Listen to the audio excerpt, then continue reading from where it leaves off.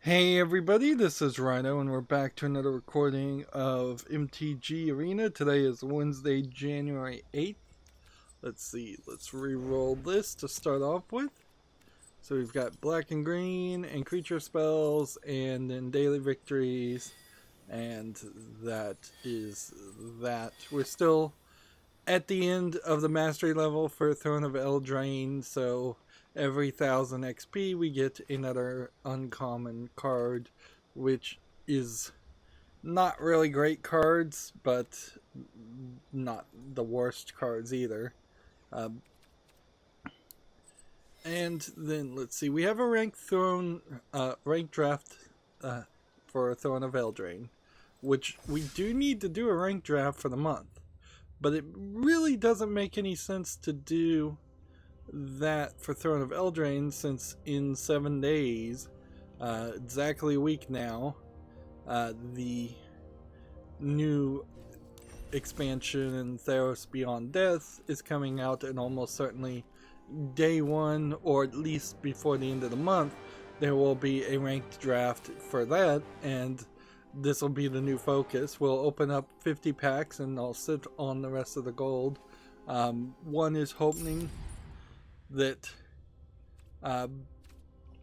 getting the mastery level is something you can get with actual gold, and this isn't going to be a situation where I have to spend, well, I'm definitely not spending $49.99 to get the mastery level, but I maybe could spend gems to get the mastery level later on, or maybe I could spend, hopefully I can just spend gold, and I would have about 20,000 gold, which would be about $24 from the estimate. This ending, the standard 2020 bundle, I don't think there's really a great reason why I'd want to buy this and spend $9.99. I don't want to get super invested in Magic, considering how I've already said that I plan on jumping away from it as soon as the Marvel card game from Second Dinner comes out. The other things that are kind of going on sale here are not avatars or sleeves, things that would last forever. What's going on sale are a bunch of skins, which skins are worthless. Like, in a game where things are worthless by default, the idea that other things are worthless, or even less worthless, is kind of silly. I would see a lot better argument to spend 20,000 gold to buy a new pet, which frankly you don't really need, than to buy a bunch of skins for cards that aren't going to last forever. I feel like this is an opportunity, particularly for Wizards of the Coast and Hasbro and their parent company Hasbro, to really step up their generosity. Like, the skin stuff should be more reward stuff, and just, you don't get skins ever by paying money. There was a kind of shocking point made in the end of the year review of a different YouTuber, when he pointed out that the friends list was the only functional thing. Friends list and some deck building features were really the only functional things added at all this year to this game, with also not really a lot of older cards. Like they're trying to introduce historic as a thing, but that's kind of all they've done. Like from the beta, Jalaxian was already programmed in, and then they've just maintained all the other expansions as they came out in Paper Magic. Only historic was any extra effort to go in kind of a backwards direction. And I'm not even sure if the historic anthology collection really includes any cards that weren't just in Jalaxian or later. So there's some laziness going on as far as development of the software. In most part, it would be, let's just jump into a game, I guess. We're just going to play ranked Out for Blood decks until we decide that we can do better, which will probably be when the new expansion happens.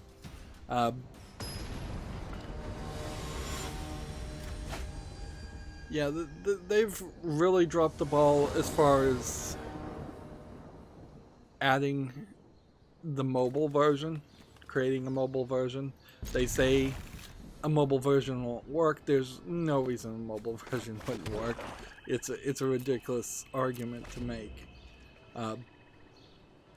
It is simply a matter of screen space. Since I've been wasting a lot of time developing a electronic conference room sign or office sign, that's an embedded device with a limited amount of RAM, way more limited than what you'd have on a modern cell phone, and a extremely limited resolution, and a extremely limited color palette of just being grayscale, effectively black, white, and a third color that I'm not even going to use a third color, so it's basically black and white. So there's nothing, having that experience, speaking from that point of experience, there's nothing here you could put on a mobile game. It would just be a matter of moving this down lower, moving this down lower, getting rid of the pet, because that's a unnecessary thing. Like, the pets should go away anyways, they're just DLC. But maybe you put the pet in a corner, you simplify maybe the backgrounds a little bit, and you just kind of scale down the cards. Maybe you have a magnifying glass at some point to zoom up some things. Maybe you hide the character's name. Maybe you spend a little bit less time. They've already got like magnifying happening in their programming, so that code has already been written. Like, so getting that to work in mobile wouldn't really even be extra work.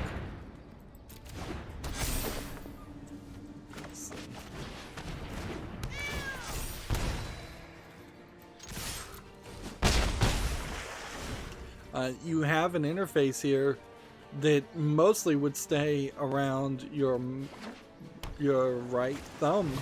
So they've designed this already in part to work the way you would expect a mobile game would work. The thing is that only gets crazy is when you get into these later games where you have 4 or 5 planeswalkers, or one planeswalker that's taking up a lot of space, and then 4 or 5 artifacts, and then 20 characters on the field. But there's ways around that. Even if you can't display everything on the screen, you might just have to start stacking things up and saying, here's a character, there's plus 3 more characters here, click a button to see the other characters.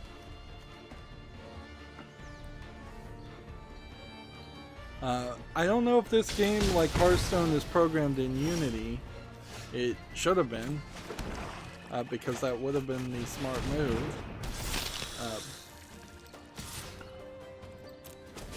So if this was programmed in Unreal Engine or some custom engine, that might be a limiting factor.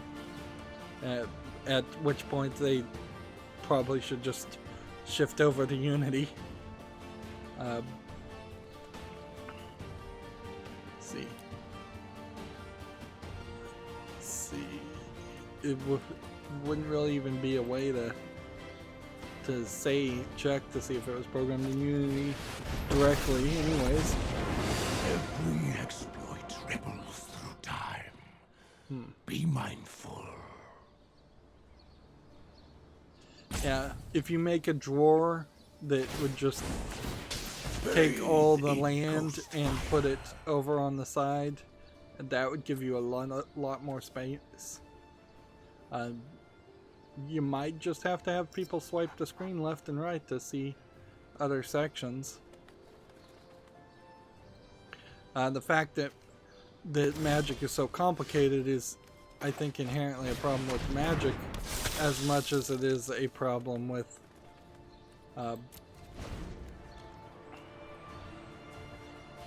well, I should have just attacked with these two, frankly.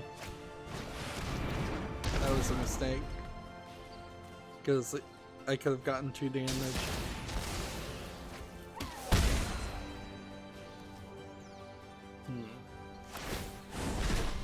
Ether itself serves me.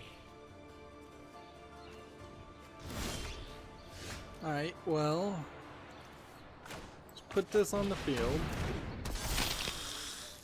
Put this on the field. Let's go ahead and attack with these two this way. He'll have to defend. If he doesn't choose to defend, I'll do damage. If he does choose to defend, I'll do damage.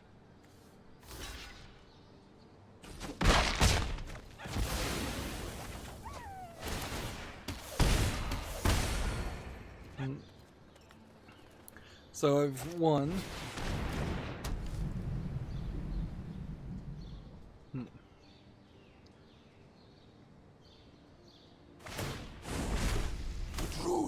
Lies beyond vision. Unless he can get more than 1 health, I've won the game. We can move on.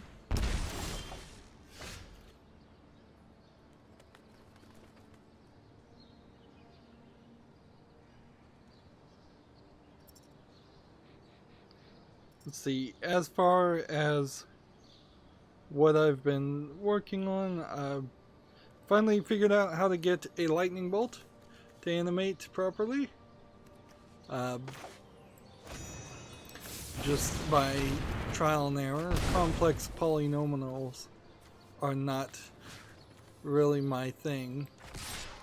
And that gets into the realm of animating, and it wasn't super useful or super easy to draw something that looked good enough.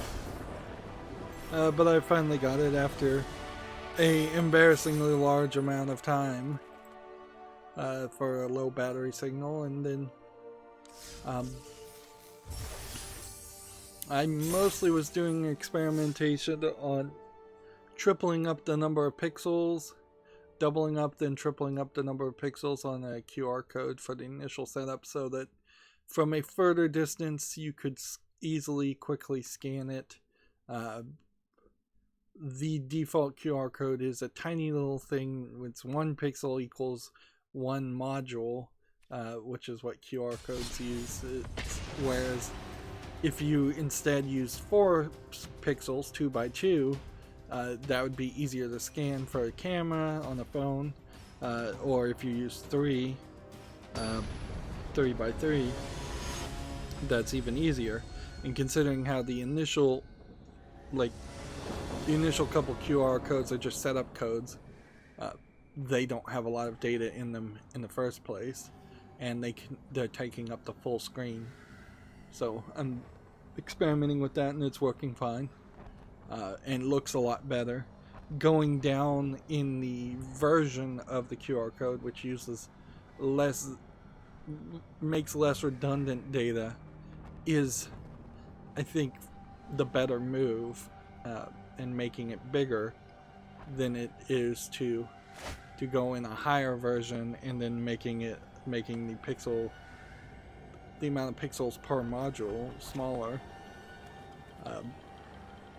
Because when you get above like version 9, of which I believe there's 40 versions, and you have a really small amount of data in it, it stops even really looking like a QR code as much as it looks like it just has a significant amount of wavy lines in it, because it's just repeating the same thing over and over again.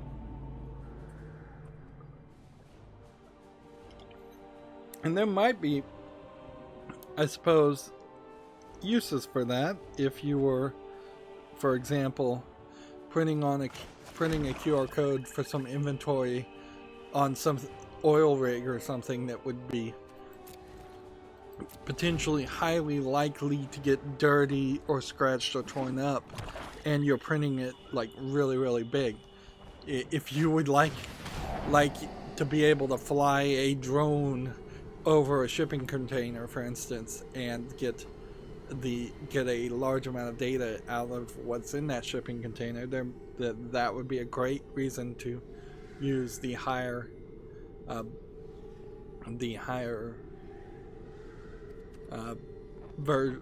number of versions of QR codes. But I'm barely using 20 characters, and so something simple and bigger makes a lot more sense. And I'm not really sure that even modern cell phones could handle there might just be some future proofing in there, so I'm not sure that even modern cell phones easily handle reading bigger QR codes. That they probably do handle them fine, but probably takes just a little bit longer. And QR stands for quick response, so if you're making it so that it's not responding quickly and not finding it, and people are struggling to hold a cell phone steady enough to get the image just right, that's not helpful.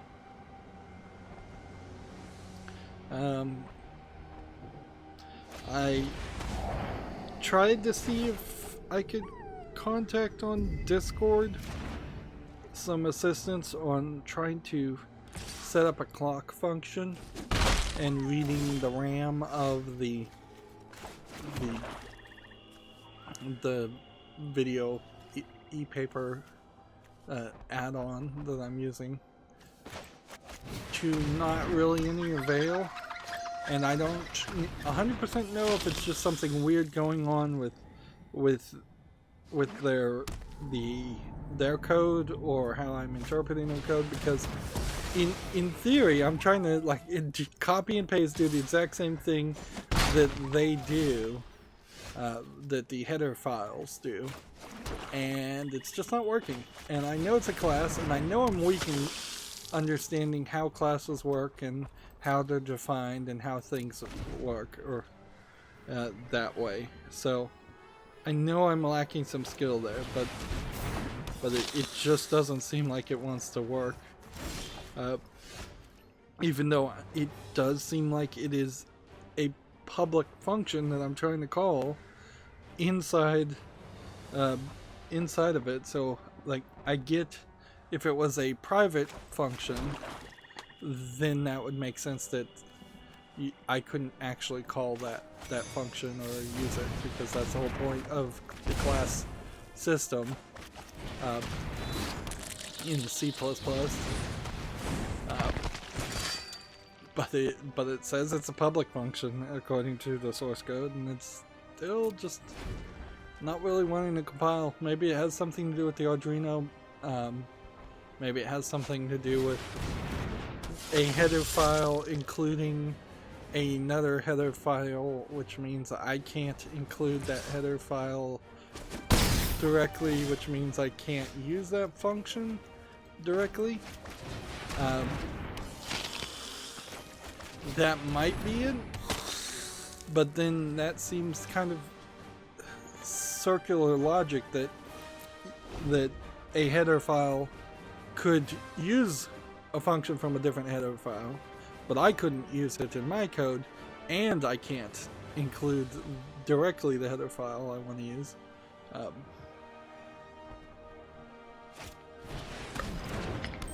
Ideally, I wouldn't want to read the RAM of the video buffer directly from the chip anyways, because that just seems like that would be slower. But it seems like that's probably the only way I could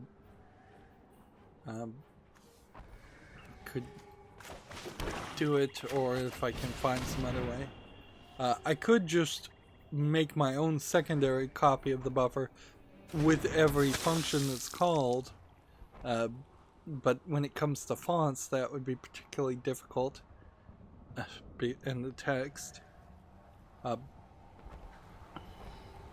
So I am definitely lost there, and that's why I chose at that point to start seeking out some help on the people.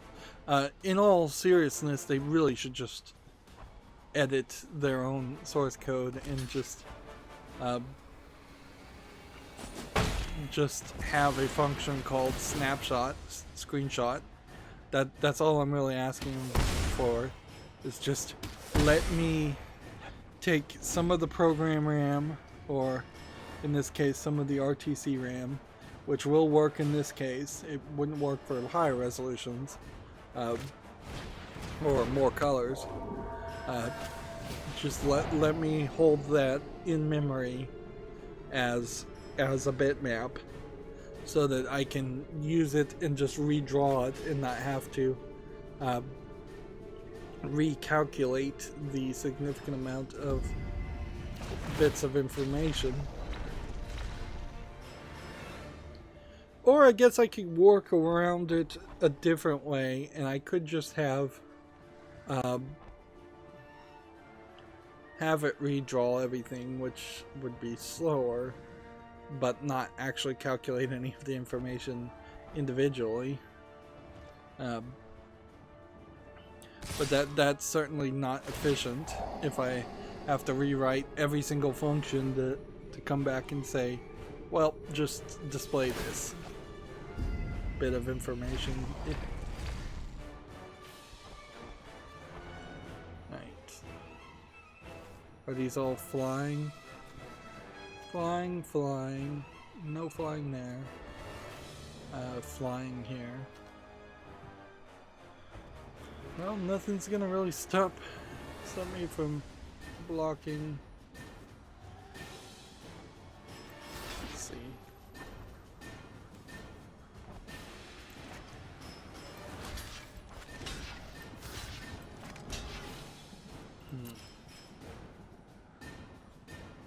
Just do that. Oops, I should have blocked this guy too. That one's gonna be blocked anyways.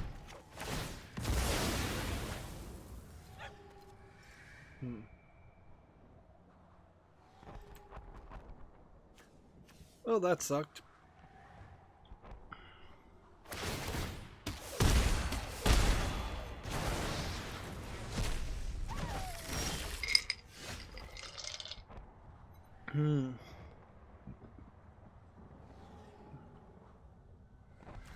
I did come to the thought as I was setting up like the initial text, like a lot of this text on my device could be changed in a lot of different ways, where they were where I could potentially maybe set it up for like Spanish and French too, if I did a rough translation just like effectively approaching like a Chinese level of instructions where things are just not translated using software, and there's nobody in the actual business that speaks those languages. But yeah, I could do that somewhat well. There's a limitation on the characters that would be used, so it would be a rough translation. It wouldn't have the accents or anything like that. It would be the standard ASCII characters, A through Z. But you can probably get pretty close to, in Spanish and French, you just put an E when it should be an E with an umlaut.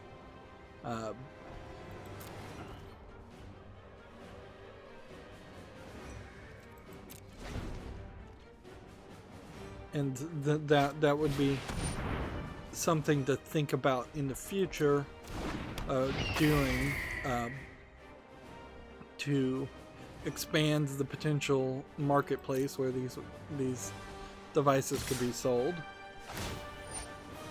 And since CES is happening right now, it would be a crazy idea, but with enough success, having a booth at CES and potentially trying to get sold on store shelves at an Office Max or an Office Depot or Staples, or any office supply store, would be a potential big boom. Like if these things are just on shelves, and particularly of office supply stores, that helps a lot of businesses that have specific rules set up where they can only buy things from those office supply stores instead of trying to buy them directly through some website. And depending on how the office supply stores work, those office supply stores might be buying the product directly from me and not sometimes they want refunds if it doesn't sell, or they want to send it back and things like that. But sometimes, probably less often nowadays, these stores themselves will just buy the inventory, and that's that. And so I get to sell a lot earlier and don't have to deal too much with the marketing or anything.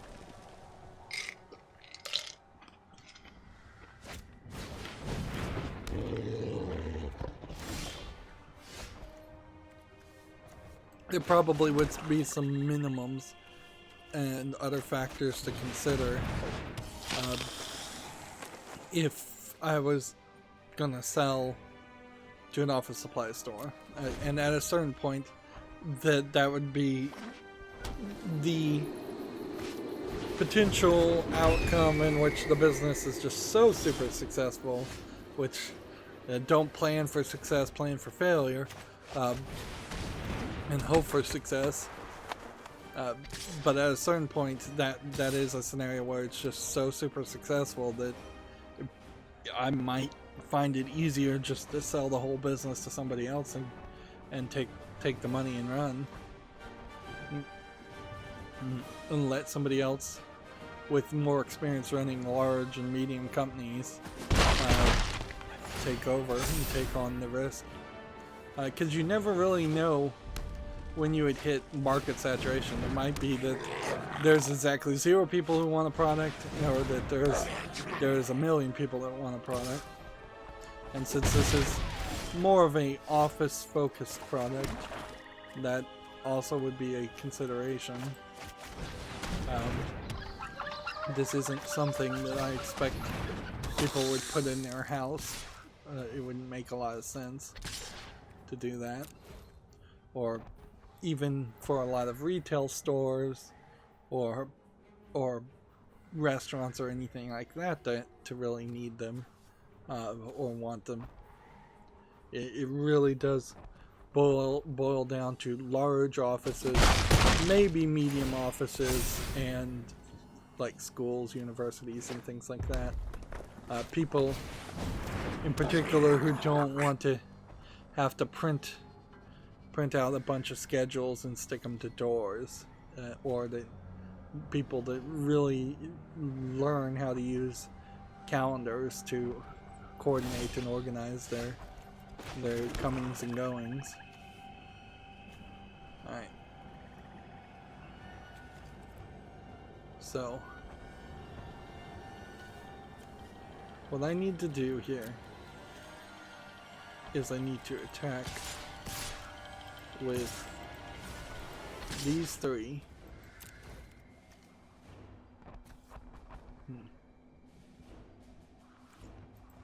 And see what happens.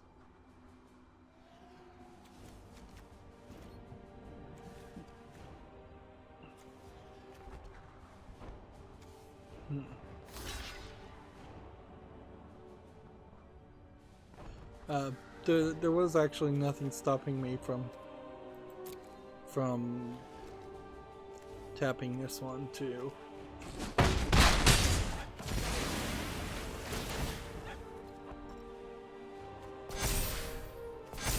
Alright, now if I sacrifice this, I guess we do that.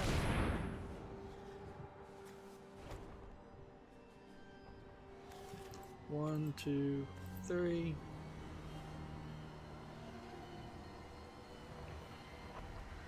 And they have to pick their three.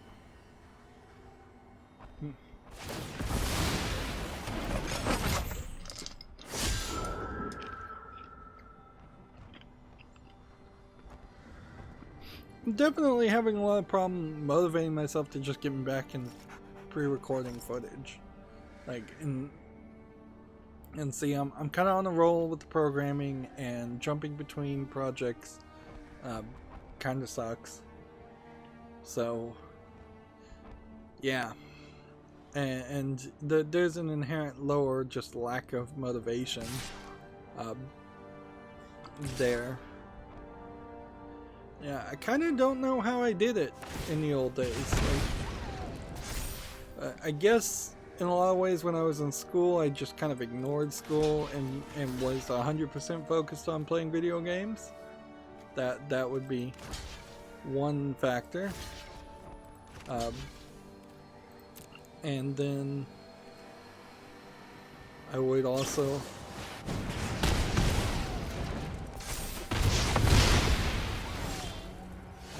I would also kind of just assume that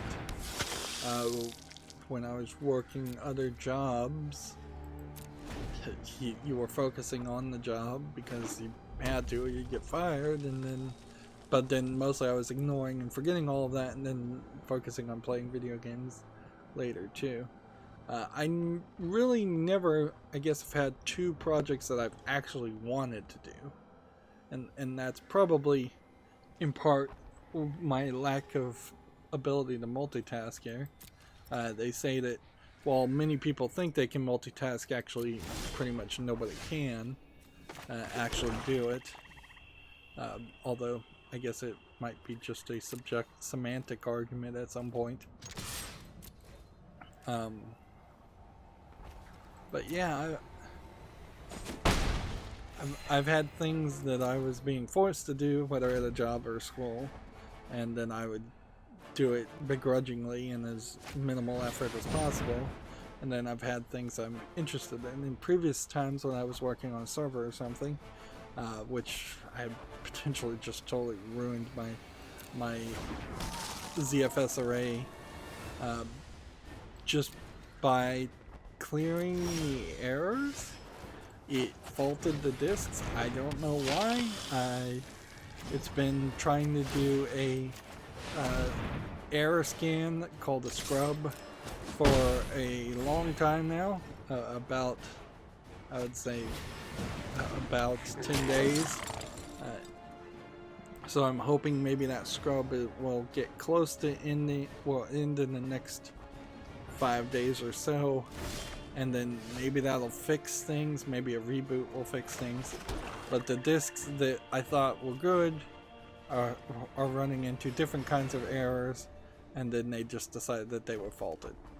which is crazy. And then the resilvering process of putting the new data on the new discs seems like it's just kind of failed completely. Let's see, what do we want to do here? I mean, I guess I can just attack with all. I could, suppose, have blocked this from attacking or defending, yeah.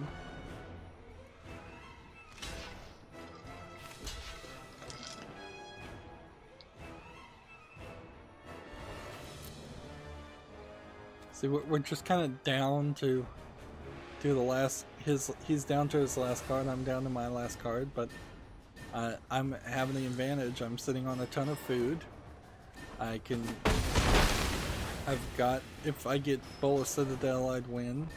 If I would do anything, I'd win. Unless he can play several creatures, he's gonna take forever. I have way more health.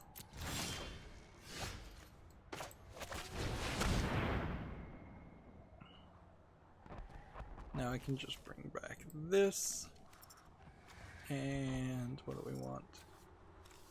Death Touch, Afterlife, or this. There we go.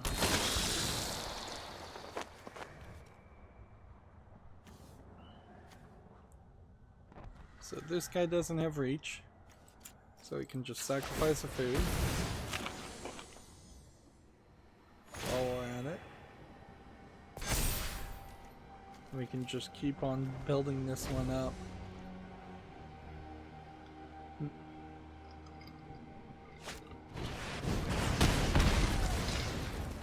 The good news is it seems like even if I did totally somehow ruin the replacement hard drive, I think I'm still fine. Like, I think I have enough discs in it that I could try again. Maybe I would at some point run out of those options, but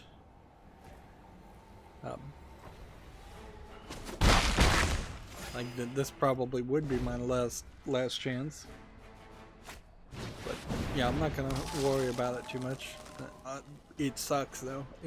That the server was running well or moderately well for a week or two, and then it has now just boiled down to some major problems every time.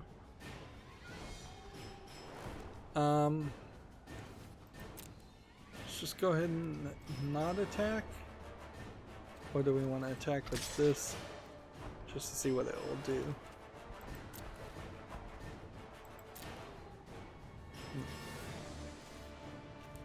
So he's either gonna have to let it attack or defend.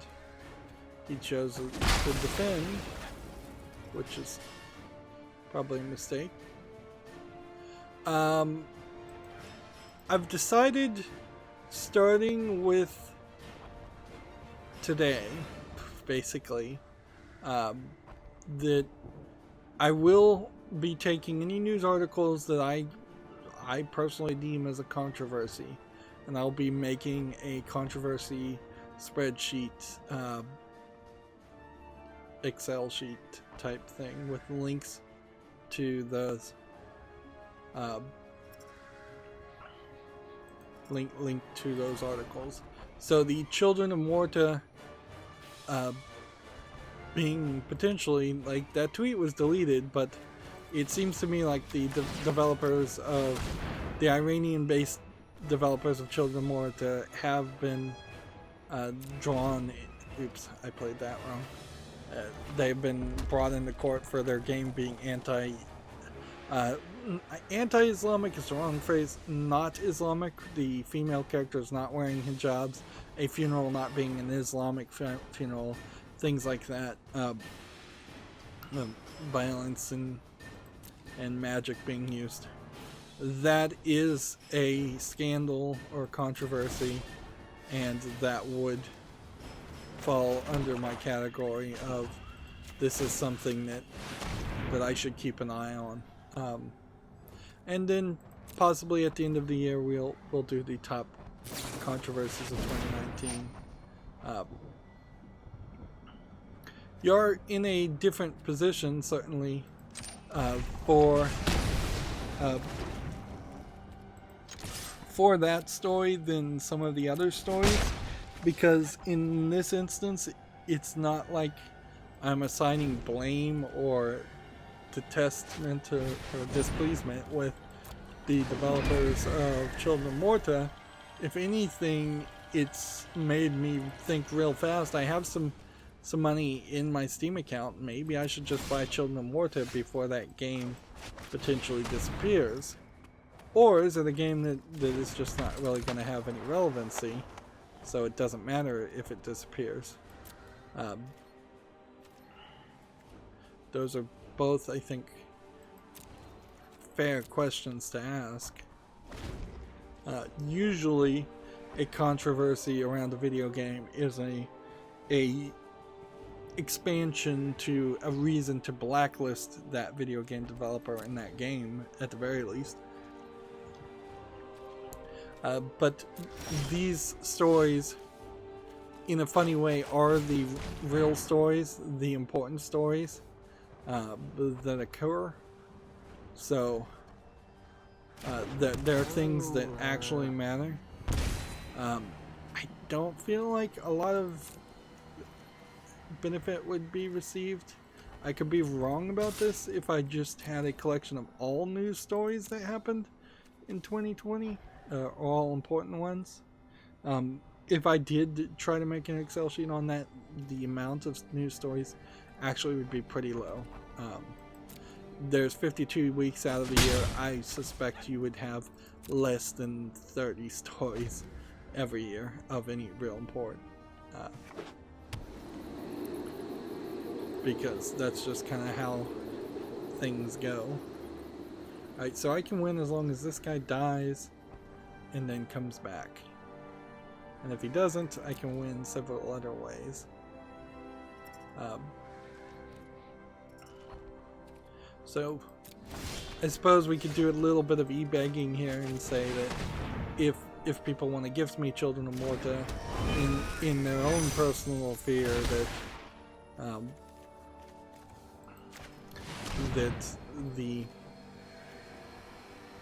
that there's a possibility that game would get pulled down by the creators of the game, and I guess that would be the real controversy there, is that if they pulled down their own game, and again, it is important to point out that current hostilities between the US and Iran has nothing to do with that story as far as I can tell.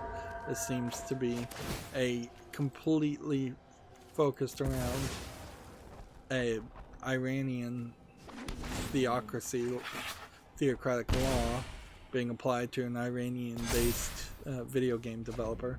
It only shows kind of the problem with trying to be creative and create something in a theocracy. And that's why a lot of theocracies specifically do not have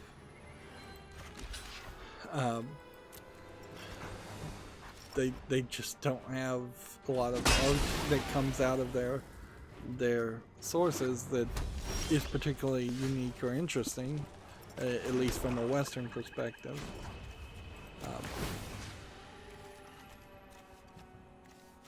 It probably, if you looked at it from a historical perspective too, is the reason why there's not particularly a lot of great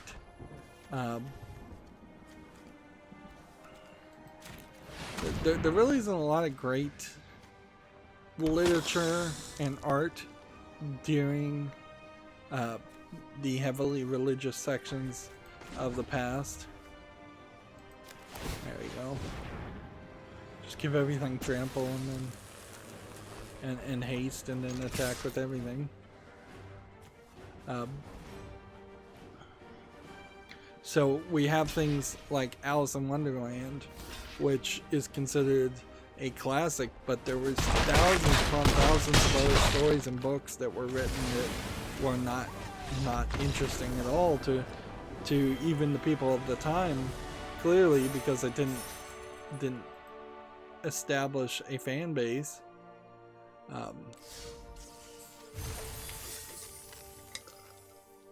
Even in modern times, I seriously doubt that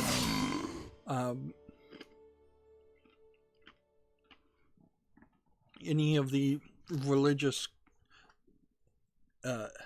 addendum study materials and books that are written are gaining much sales, and there's evidence to prove that, frankly, because that the one religious focused bookstore that existed in the United States that I'm aware of, that was a big like franchise bookstore, went out of business 4 or 5 years ago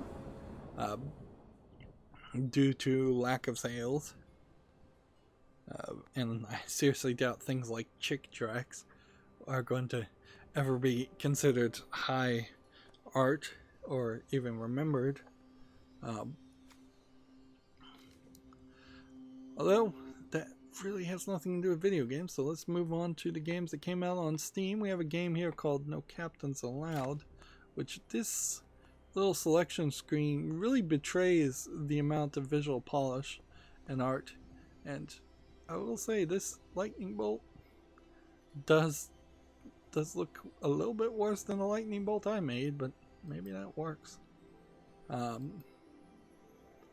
This looks to me like it is a almost text-based game with those pop-ups, but it isn't.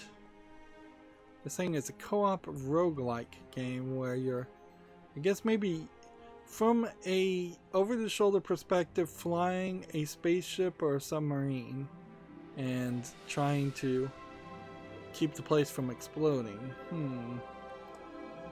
It has some visual polish. It's $14.99. It's English, Portuguese, Russian, and Chinese, which is a little bit of a red flag. It has a third-party EULA.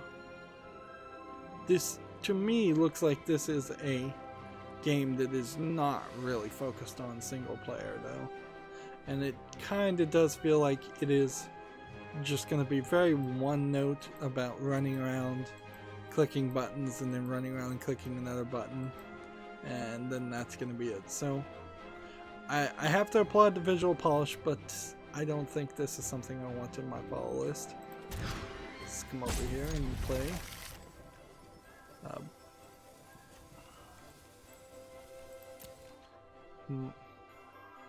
So I'm gonna pass on that one. I did log into Steam so I can start putting things back into the follow list finally. There was this article about Rebel Galaxy Outlaw and when it was coming out.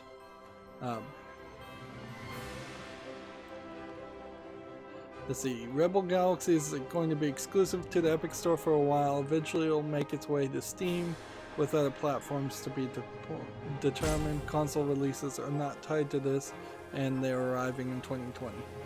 So the real thing to take from that is it's a Steam exclusive, and why they needed to click to an FAQ from a tweet to say it's a time Steam exclusive when you could just have said time Steam exclusive, it makes no sense. It clearly was done to just hide the response because people are not happy about it.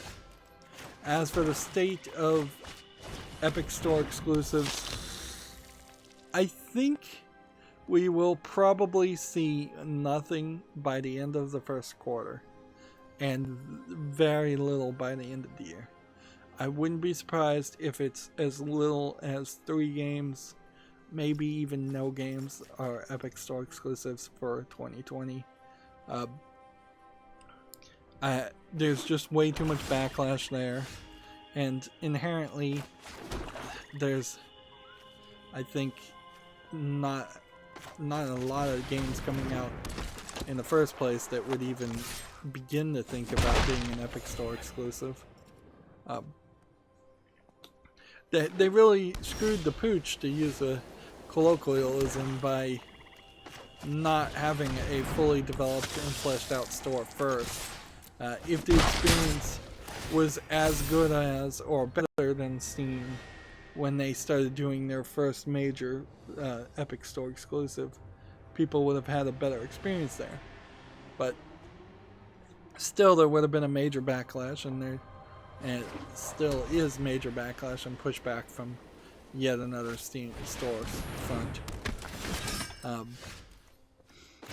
I guess there is a decent chance that there will be yet another storefront that comes out. Oh man, I should have attacked with this. Oops. Well.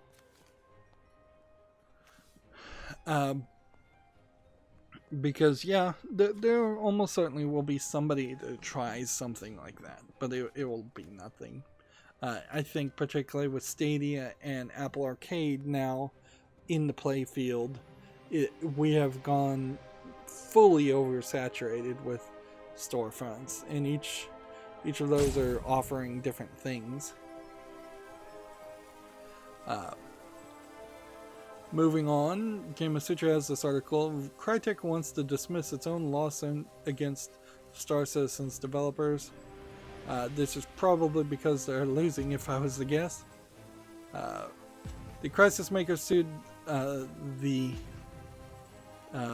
Cloud Emporium Games and Robert Space Industries in 2017 for breach of contract and copyright infringement, claiming both companies had not signed an exclusive agreement to develop, Star Citizen on the CryEngine. And if I recall correctly, they stopped using the CryEngine because it was too difficult, and instead went with using the Amazon engine, which is somewhat based on the CryEngine.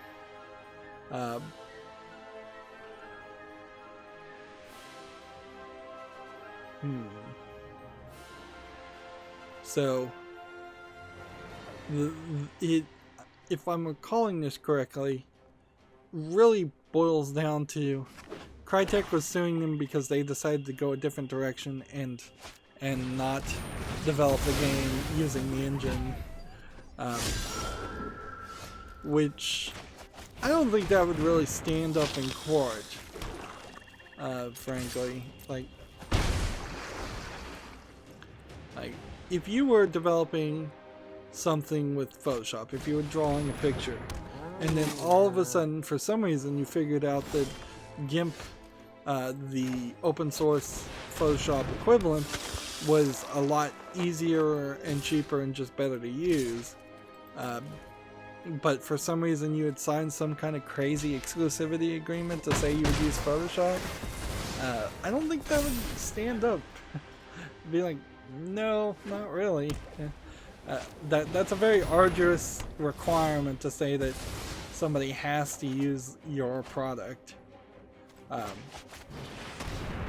Crytek would have been better just to focus on, well, we got the license fee for Crytek up front. They bought the software. We don't care if they use it or not. That would definitely stand up in court a lot more.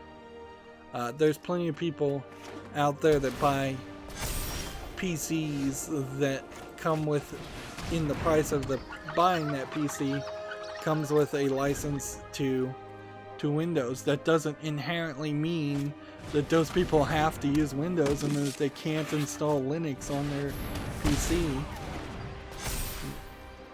And even Microsoft has tried to go down those directions and received such large pushback that they've given up on that. Probably gonna lose here. Next game we have on Steam is called Winnie, I guess is how that's pronounced. Wienne. says it's a female protagonist story-rich game. It looks to me a little bit like an RPG Maker game without the visuals of an RPG Maker game. Like, this definitely doesn't really look like an RPG Maker game. That doesn't. That really doesn't. Doesn't look like there's too much here in the first point at all. Yeah, I'm just not really seeing anything. You can change the flow of the story at any moment in time, repeatedly. In this short story of lore-driven RPG, you have to save Winnie and Zack from nearly inevitable demise. Can you find the path? So it's almost like a Groundhog Day story. Interesting idea. I kind of like the animation here, but it really doesn't coordinate at all with this character. If anything, this character looks like that she has just a big amount of black hair. This is $4.99. I don't know if it really is an RPG. It's 12 achievements. I'm going to put it on the fall list just to see. There's another game that is similar to that with a time travel mechanic, but I forget the name of it, that came out a year or two ago, where the main effort is to you see somebody get murdered, and then you have to rewind time and change the course of events and move things around, lock cabinets and such to ensure that that person doesn't get murdered. And you do that several times, and you get more time traveling abilities at that after a while. It's not a terrible thought of a game. Winnie looks kind of low effort, but I'm willing to give it a chance. Here, I'm probably going to lose. The only thing I can imagine I can do is I can just reduce the amount of damage I take each turn.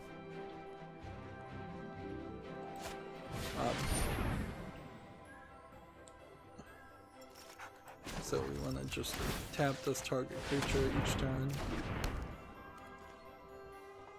TechRaptor has an article here. The Kerbal Space Program developer announces a new Balsa model flight simulator title.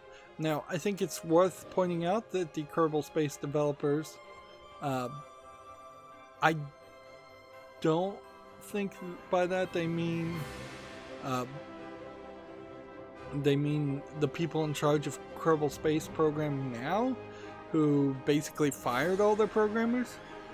This is the, Philippe Phalange created his own development firm, Floating Origin Studios.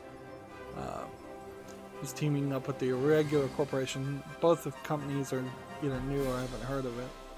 And I assume balsa means like model planes made out of balsa wood.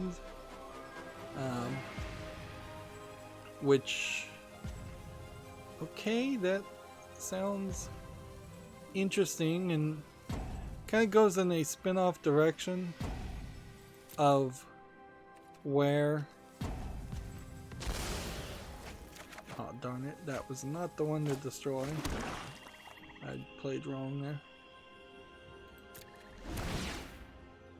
So yeah, if we look over here, you can see it's like a 3D model of a balsa wood, I assume, plane. These look like they are larger than just model planes. And I don't know how many of these really exist in the real world, but probably some. It does kind of go in the direction that the Kerbal Space Program was also missing, in the fact that there was a lot of in-atmosphere flight technology that needed to be simulated a lot better than it was in Kerbal Space Program. If you for instance, wanted to just fly around, and there was, I think, at some point achievements to do exactly that, to fly around to different parts of the Earth planet, the planet you started on in Kerbal Space Program. That was actually rather difficult. It was a totally different skill set than just strapping a bunch of rockets and pointing them straight upward and shooting for orbit. So mentally, I think they're going in the right direction.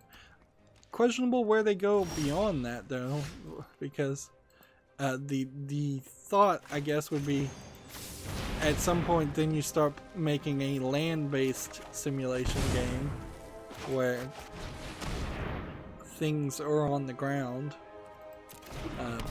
vehicles are going on the ground, and maybe at some point you even do an ocean-based ship game or an underground-based mining vehicle simulation game, which would be a weird simulation game because we really don't have a lot of vehicles that mine and go into the ground.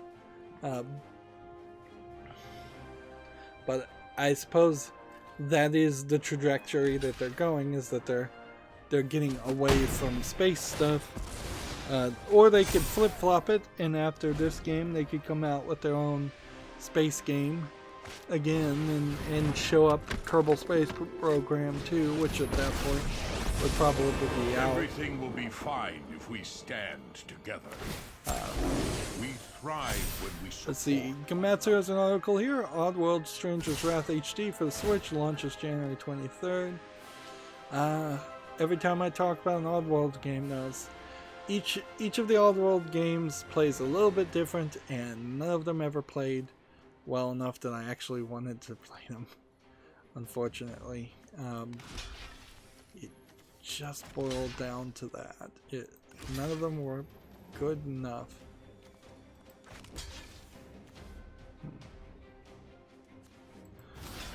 Let's see.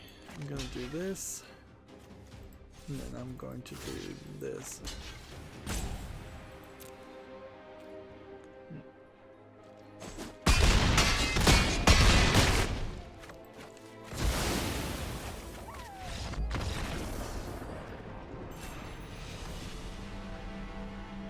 Yeah, still having a lot of hard time getting up in the rank play. It's not super successful. And I suppose it's worth mentioning, on Monday I really didn't get any more victories after streaming. Like, I'm kind of done with it. Yeah. I had about a month of trying to get a little bit ahead and playing to 15 victories every day. But I've got better things to do with my time. Frankly, sitting around and doing nothing is probably better than just trying to play Magic and get victories. 15 victories every single day. It's asking too much. I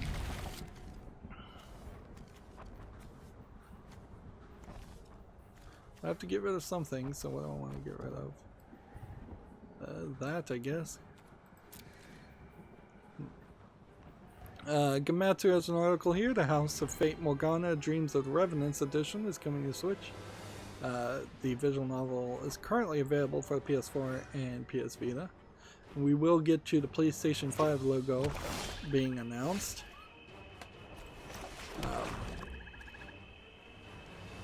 At some point.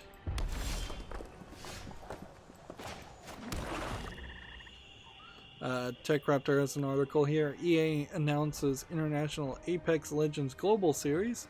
So, they're still pushing Apex Legends. Oh, that is the guy that I saw that looks like a character from... This ninja guy looks like a character from One Punch Man. I guess he was an Apex Legend character. Because I saw Major Nelson, Larry Herb, standing in front of a cardboard cutout or a wall sticker of that character, and I was like, that seems out of place.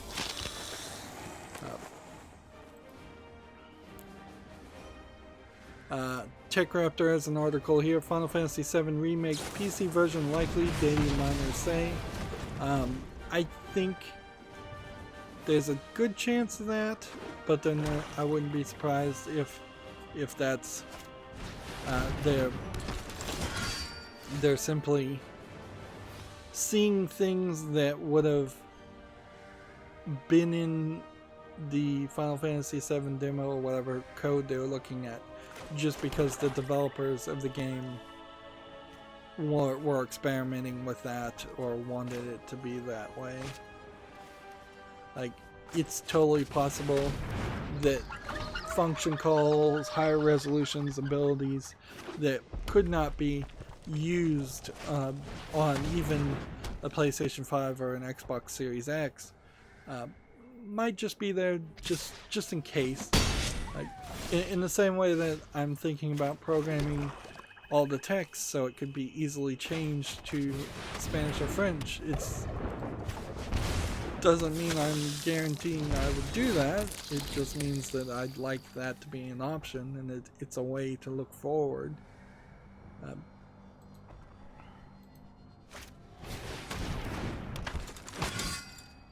Let's see. Gamma Sutra has an article here. Get a job. Sanzaru Games is hiring a level designer in Dublin, California. I don't know Sanzaru Games though. I wish there was a better way to get information about them. Let's see.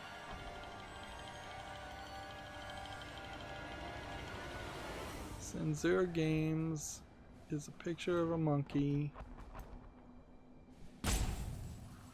And then I clicked on it and it says this company has 0 jobs posted. So in this time that job posting, in the time that the job posting happened, they either filled that position or decided they don't want to fill that position.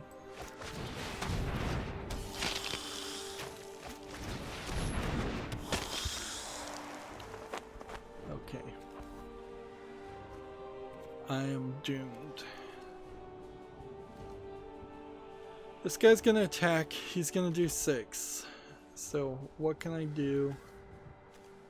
I've got to attack with this. I've got to attack with this. And that was a mistake. And so I've lost.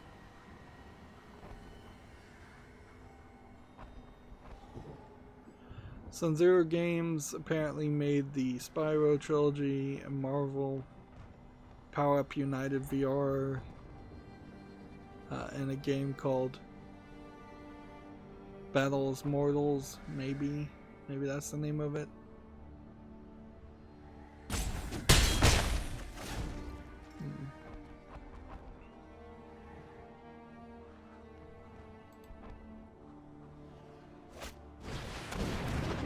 Asgard's Wrath is, I think, the most recent game that they're promoting.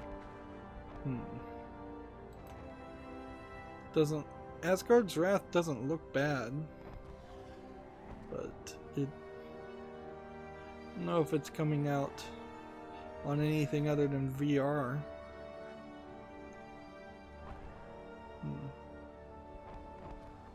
Seems like they have made some games, but not anything big.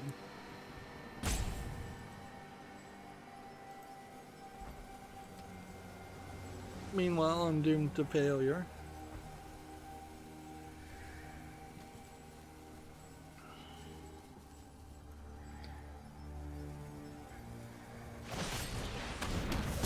I feel like my best deck, and this is the sad statement, my best deck here does kind of boil down to having 3 major problems with it. Like, I could do maybe a bit of a tweak after this game, but not really a lot. Like, it doesn't have enough mana in it a lot of times, but sometimes it has too much mana, which sucks, which probably means that our characters are not valuable enough. only really wins with Bola Citadel, and the thing about Bola Citadel is then that brings your life down to a particularly low amount.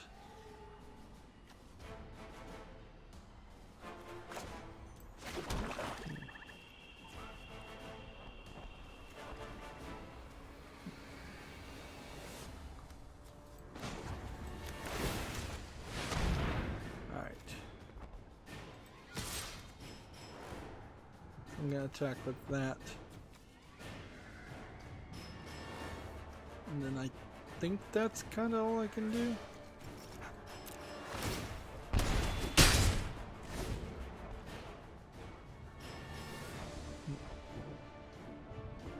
But I keep forgetting about this Revenge of the Ravens causing me 1 damage, so if I attack again, I lose. So there's literally nothing I can do.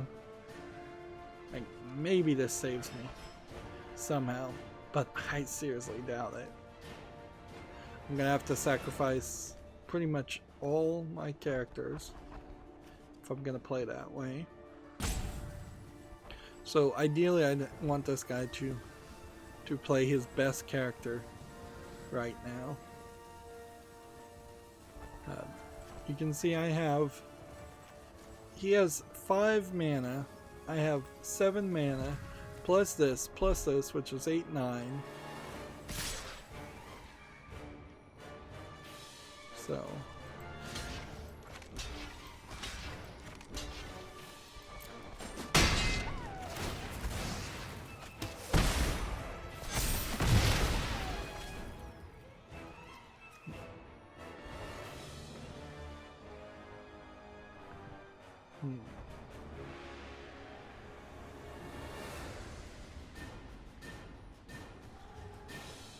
I guess that gets him down to this, but I can't attack. So I'd have to buff this up to 17 damage to do 1 attack to win. This just isn't gonna work. Next we have a game on Steam called Cattle Admission Challenge, which seems like a low effort asset flip game where you're standing in one place shooting at cows. I don't know why you'd be shooting at cows with a machine gun. That makes no sense. This is 59 cents discounted in English only. If you were trying to slaughter cows for some reason, yeah, let's just say you were going to slaughter cows. The idea of using a machine gun to do it and having them roam free doesn't make any sense.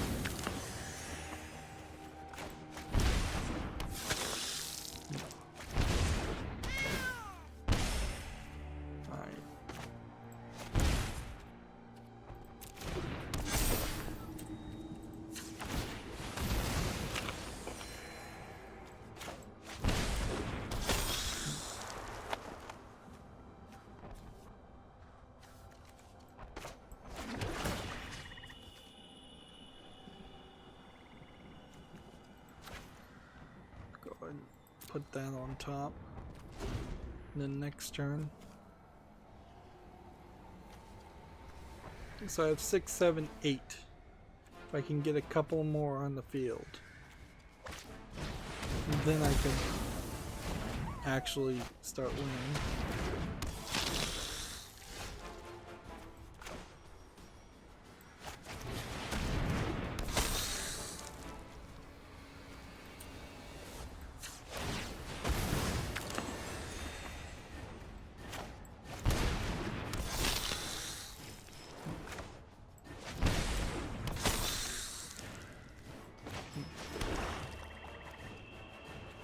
Five, 8, 9. I need 1 more character.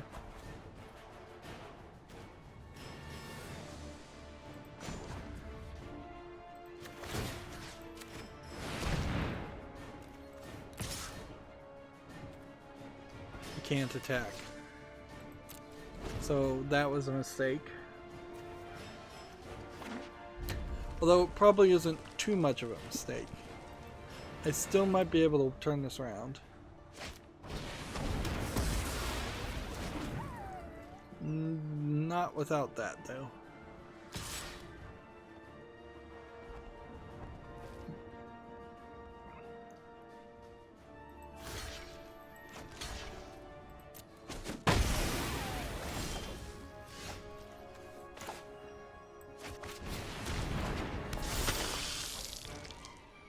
Okay.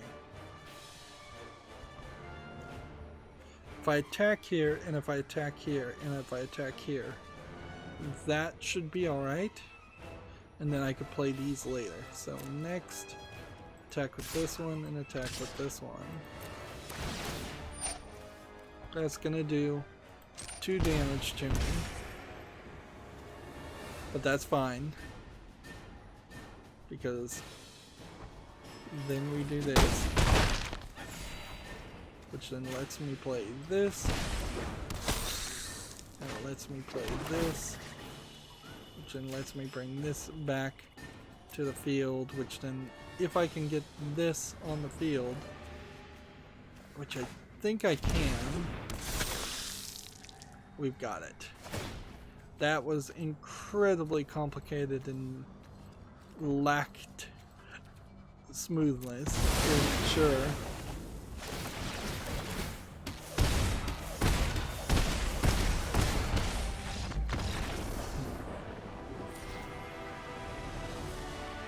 That was a lot of work. A lot of work, and we're still teetering at silver tier 3. Like, what I was thinking of doing here, let's come over here. Just edit this deck.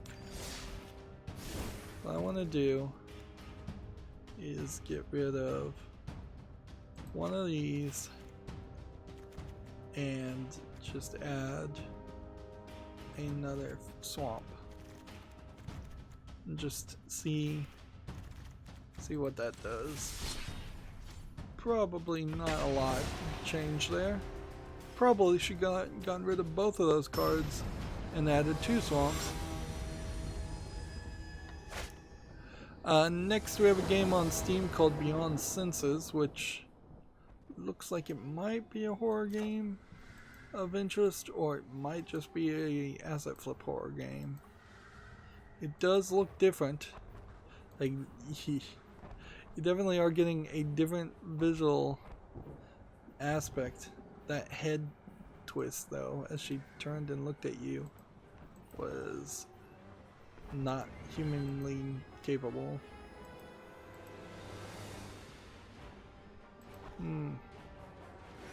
Unfortunately, these games, this is discounted to $13.49, and it's single player with online player versus player. It's also German and Russian with English full audio, third party EULA. A game like this probably is nothing, but you just kind of have to put it on the follow list and see if anybody actually plays it and likes it. Because, yeah, there's just that possibility that it might actually be good. Although, at a certain point, I probably just do need to get more cynical and decide that the possibility is too low for it to really be worth even following. The big problem of being a video game fan is that you are in this position where you don't have good sources of helpful information. Like, the entire video game critic industry is just kind of full of people that either don't look at small games at all, or have such a conflicting bias that you can't really trust what they have to say, or their opinions are just not in line with your opinions. At least that's the case for me. Maybe there are people out there that are totally in line with the opinions of most mainstream video game journalists, and they love those games, and that's very possible. But yeah, it doesn't work for me. Next we have a game on Steam here called Journey to New Atlantis, which looks like it is a point-click adventure of some sort. And it looks very colorful and looks like really a colorful, like, new universe story. If anything, the only real concern I would say is when I was watching this video, it does kind of seem like this is a lot more kid-focused looking of a game. But I really don't have a problem with playing a kid-focused game like that. And yeah, this looks cool. $2.69 discount, already cheap. English full audio. I am a sucker for point-and-click adventures, definitely. I have to say that every time, frankly, but I don't think that this is a game that I'm even being suckered on. We probably also is the first point-and-click adventure of the year that has come out that has caught my attention. It may be the only point-and-click adventure that's come out on Steam of the new year. Point-and-click adventures being a niche that is, you don't get a lot of them. If anything, I personally would like to see as many. I would like to see way more point-and-click adventure games and way less visual novels come out on a weekly basis. Right, so we might as well attack with that. And we might as well attack with that. If he decides to defend, that's fine.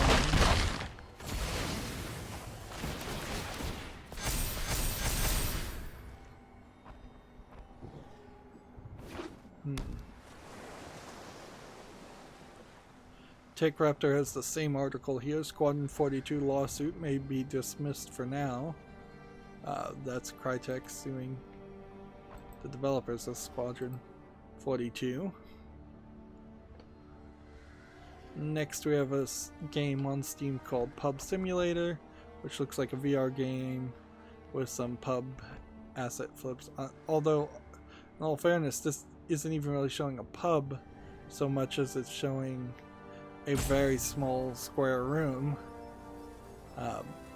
which, yeah, this is one of those like Tapper clone style games that I have no idea why you would think this would be better in VR. It looks horrible, and even their own footage is tilting and shaking because of people, whoever's wearing the helmet is tilting and shaking. This is $1.99, which is way too cheap for a VR game, English only. And the graphics look horrible. So, easy decision to have Pub Simulator not... I guess I could have attacked there, but we're not sure how many cards he's got that might do something to beef up this guy.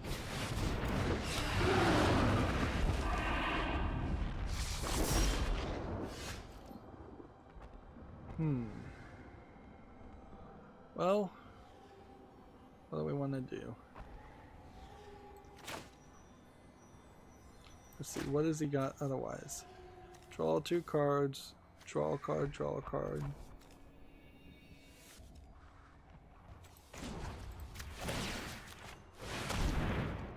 Let's see, attack here, go. I guess we'll just do a face race. Let's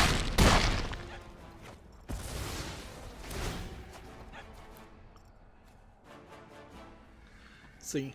Gamma Sutra has an article here. Alienware, which is owned by Dell, I believe, still, has a handheld concept called the UFO PC that takes cues from the Nintendo Switch. Although, in all fairness, it looks like the controllers on the side that are detachable look like they're laid out a lot better than the controllers on the Nintendo Switch, because those buttons are, let's face it, just in the wrong place. This looks like an Xbox One layout of buttons, way better. And it plays PC games. And frankly, it's got me wondering, now, inherently, is this going to be a $350 device, or is this going to be a $600 to $1,000 device? Because I wouldn't be surprised if it's $1,000 minimum.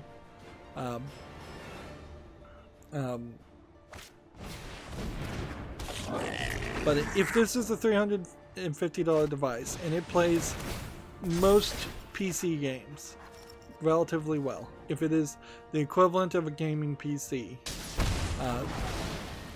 there might be an argument to buying this for kids instead of a Switch. But the argument is a little rough when you know, like, the Lego games don't run well on PC. When you know that that there's very few PC-focused kids games. If you're trying to buy something for the kids, you probably still would do better getting the Nintendo Switch and being able to play Nintendo games. I guess if you were a teenager and you had already played all the Nintendo games, it might make sense. Or if you're an adult and you just really love the form factor of the Switch and the idea of mobile PC gaming, but you don't want a gaming laptop, which would be more traditional and probably more upgradable and better in many ways. It is a bit of a middleware option. At a certain point, it also kind of conflicts with just why not have an iPad or a tablet and play those games. Although then that does put you in the realm of playing either iOS or Android games or really old games through RetroArch.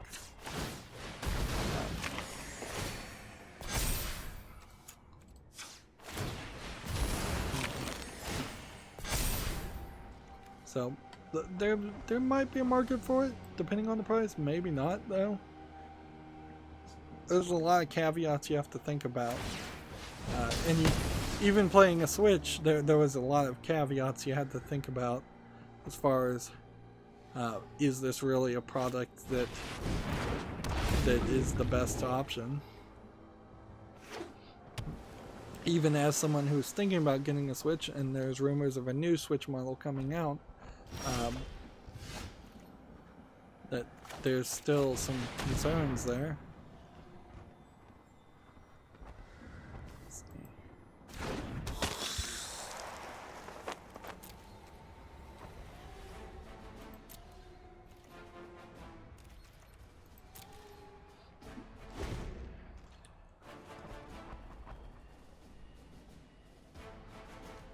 I don't think I have enough mana to tap this guy, so probably is gonna just attack me. Yeah, unfortunately. Next we have a game on Steam called MMORPG Tycoon 2. That's too many key phrases, and it looks like it's not really much of anything. It looks kind of just soft 3D cell shaded graphics. It's early access. They want $24.99, which is way too expensive. It has 2 achievements, which might make it an achievement game. It's single player focused, which you would think an MMORPG would not be single player focused. So there's something there also to consider. So yeah, that's not making it to the fall list. We ended last stream with games left over, and we may end this stream with games left over at this rate. And I am just getting nowhere. Plus, there's really no variety either. Like,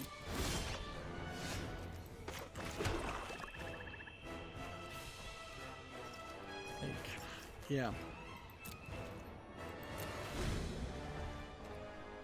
There's no variety in the decks I'm playing because I'm assuming that this is the deck that wins more often than anything else, but I might even be wrong about that.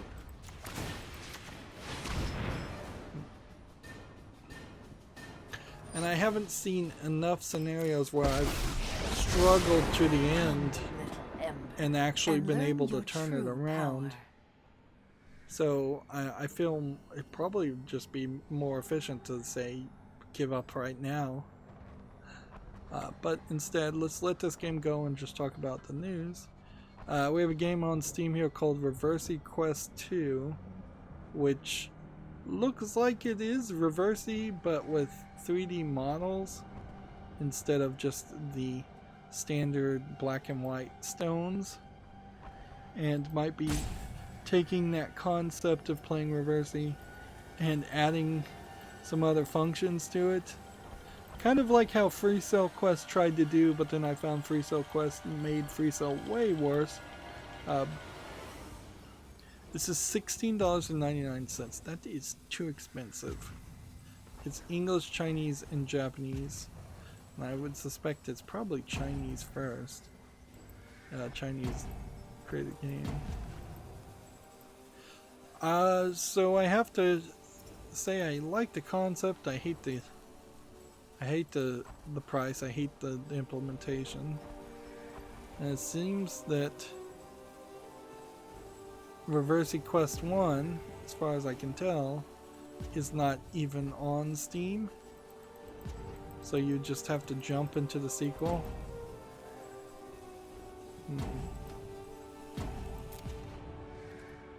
So, yeah. They priced themselves too high, so I'm gonna not put it on the follow list.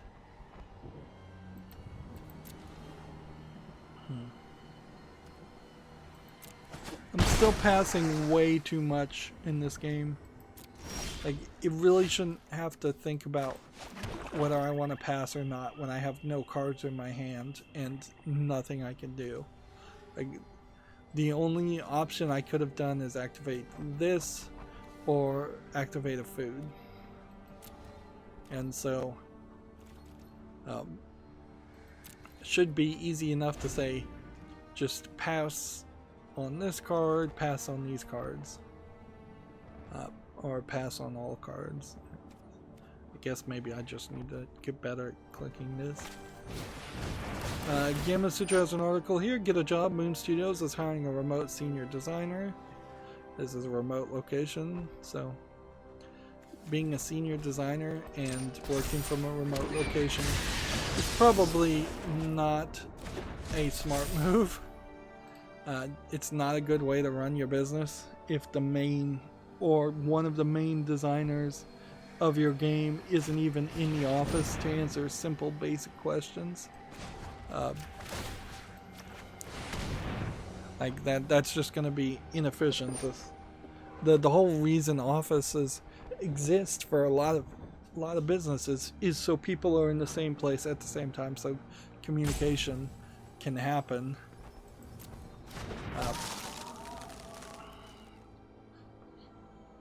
So Gamma Sutra has this article. Report rumors suggest a new Switch model is due out this year. Let's see, it's from a Taiwanese publication, DigiTimes, picked up by Polygon.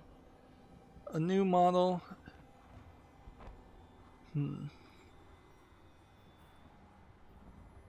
New system would boost a magnesium alloy body as well as improved CPU. Current plans see production starting at the end of Q1 with upgraded Switch's launches planned as a mid-2020 launch.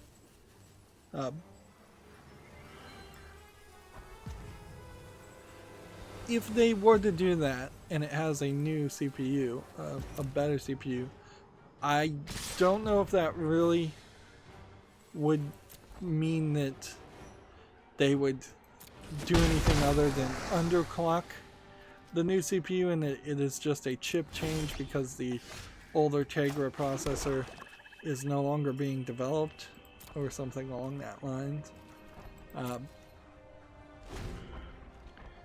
it would be surprising if people of the original Switch ended up having a worse experience somehow on any game.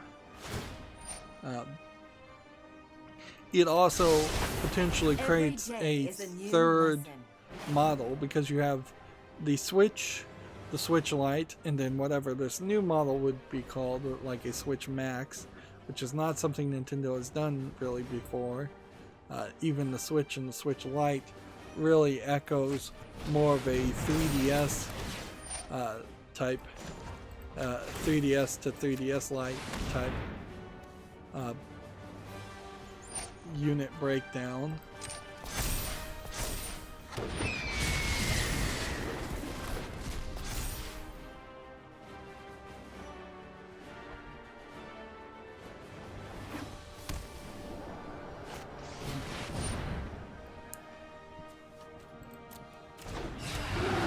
Yeah, that would be weird.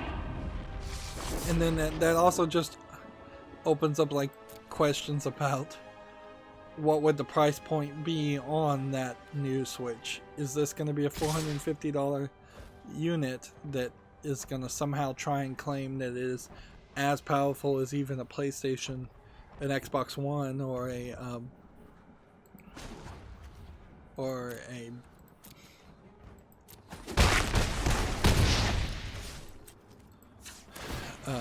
PlayStation 4, because I kind of don't believe that.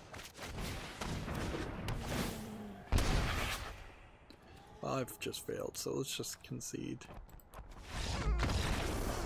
We're not gonna win there.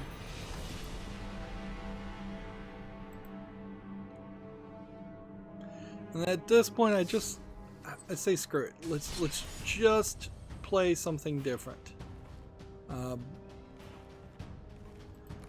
Let's just play Angelic Army. Probably not good enough that I should be playing ranked with it, but whatever.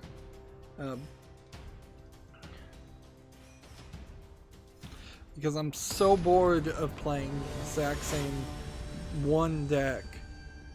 And in a weird way, I think that is how a lot of people in Magic do play. They play one color, maybe two colors, maybe three colors of the 5 colors possible. And that is that. When that would be incredibly boring. And frankly, Magic already kind of has some problems of being incredibly boring. But you would think the digital version would help you with that. The digital version would give you more cards. They would give you more opportunity to play different decks and try different things.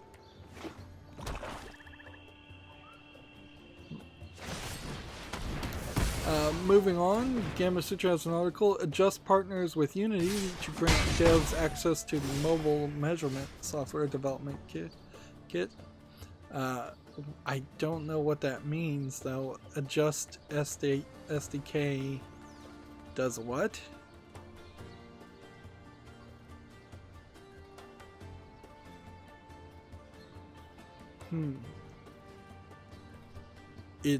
They say it's world-class anti-fraud solutions, automation, and analytics. So basically, it's the type of spyware that they put into video games to get analytics and anti-piracy measures and things like that. Well, that's too inside baseball for my concern.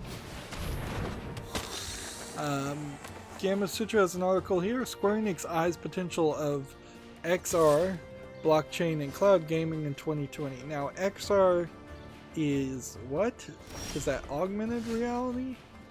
No, that would be AR. Maybe XR is both augmented reality and VR.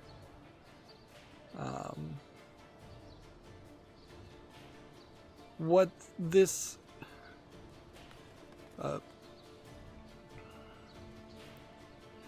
they say XR's like augmented reality, maybe VR too. What this article really means is Square Enix doesn't know what they're doing, and we've kind of seen that. Like, Square Enix is not doing well with their properties. They're more and more focusing in on specifically their Final Fantasy properties and their Japanese properties, while taking their eye off the ball for their Western things that they had funded, or the story or the rumors have gone that Square Enix micromanages everything like crazy, but it seems like they don't know what they're talking about if this is what their focus is. I think it's ridiculous to do anything more than the just bare minimum research into augmented reality and VR. Even doing that much is probably a waste of time. And I think you are insane to be eyeing blockchain as in a video game. There's nothing blockchain can do that would be helpful in a video game as far as I can tell. You're definitely not going to make money doing like cryptocurrency mining using blockchain. And then cloud gaming, I think it also is just another buzzword that is going nowhere fast. Like, Square Enix would have done way better. Just look at this image here. To talk about, hey, we've got new plans for a new Final Fantasy. Because there's 3 Final Fantasies here being shown off. Or Nier Automata, which they had something to do with. Or whatever this is, I can't even tell. Because it's clipped off. They have like 5 images here in this picture of things Square Enix could focus on a lot better. Can't be blocked with anything 3 or greater. Okay, well that's fine.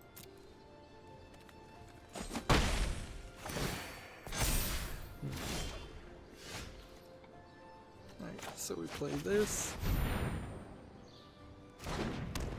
Does this have death touch? Nope. So we can attack with this just fine.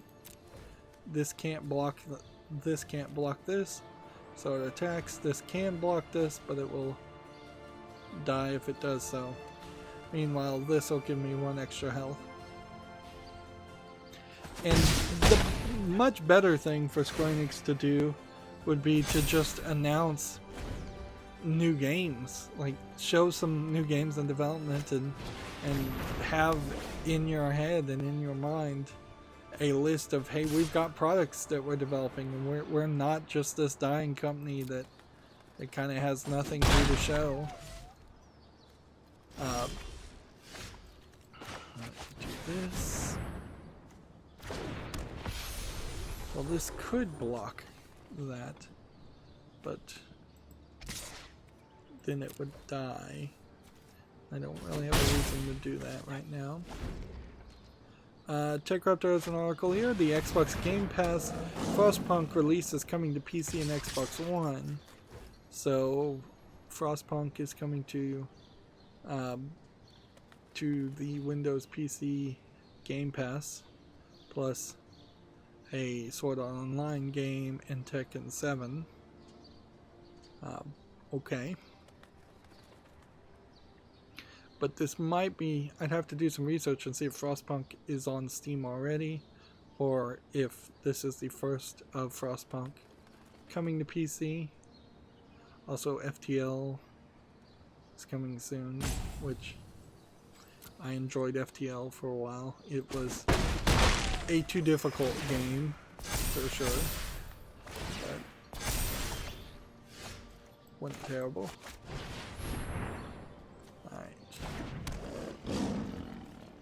Now I just attack with these.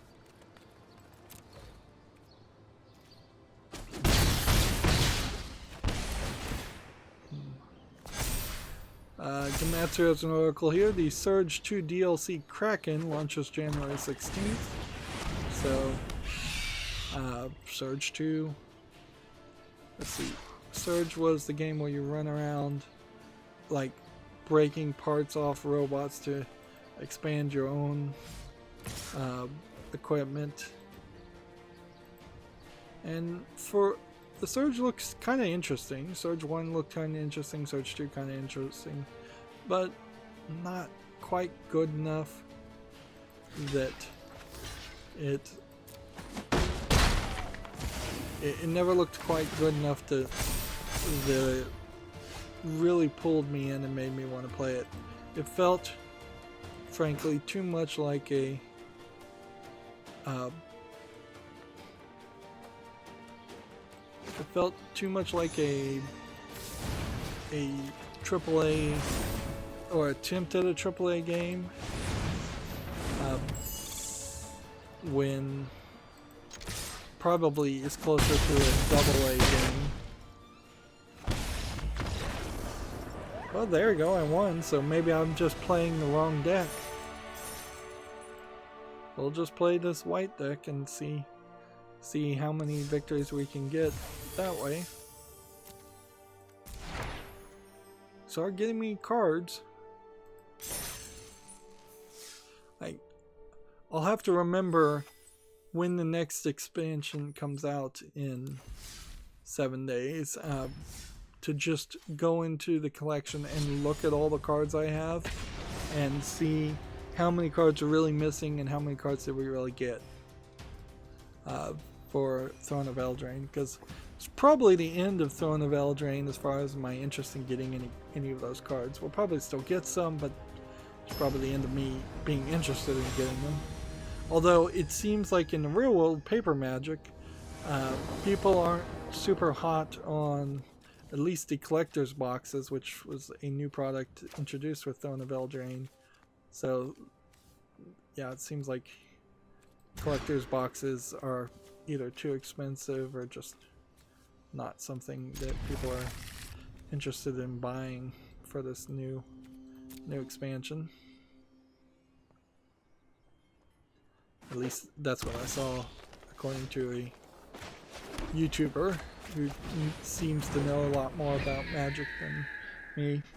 I'm still trying to be very hands-off as far as the understanding of paper Magic. Let's see. Well, play this. Play this. Play this.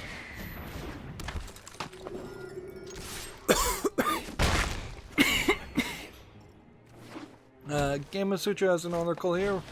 Brassline aims to build hype for its debut game with a premium podcast. Now, premium means you have to pay for it. Yep, they are charging people to listen to a podcast about the development of a game. I vaguely recall hearing a story of somebody who was releasing a podcast where they were talking about the development of their, I think it was a video game, and what the podcast seemed to betray was that the writers didn't have a clue about what they weren't doing anything creative. They really weren't doing anything great. It really exposed all the potential flaws of trying to do something like that. Let's see. It says Death Touch. So we gotta give this one pacifism before we can attack. So we can just attack with this, and this still shouldn't attack.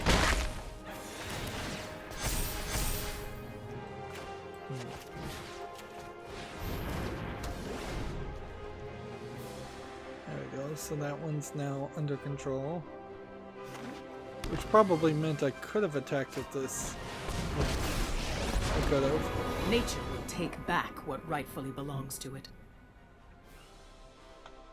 So that sounds like a really dumb idea. We're fit enough to survive. Like, seems like you're promoting a podcast more than actually making a game. It makes me really suspect if this game would ever have a motivation to come out. It feels a lot like what the Yandere simulator developer has done on his YouTube channel, where every month or so he puts out a video spinning a tale talking about how this is why the game isn't out yet, this is why what I worked on. He's constantly feature creeping or constantly adding more elements.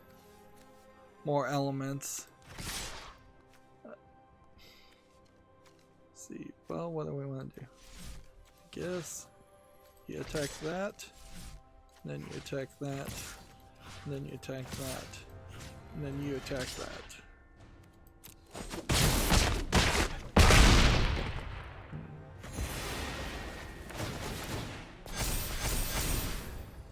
Yeah. And I think one of my fans even said in the comments last year, if it wasn't the year before, that the Yandere simulator was really coming out in 2019 or 2018.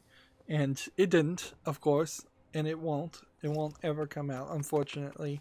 And it's such a niche game and such a kind of weird game that would be hard to sell that nobody's really tried to make a clone of it, because at this point you could have easily started and finished development if you were the type of person that could actually finish a programming project, which he just can't. Like, he doesn't know how to really program. He's programming it in JavaScript, which is ridiculous.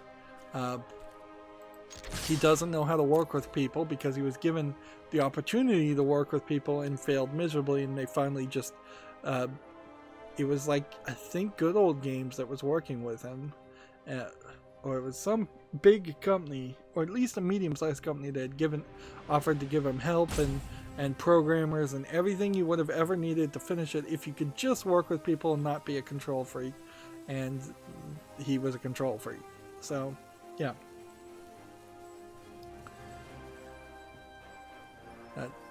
But making a podcast that you're going to charge for means you're going to want that podcast to go on forever. Means you don't want your game to ever finish development.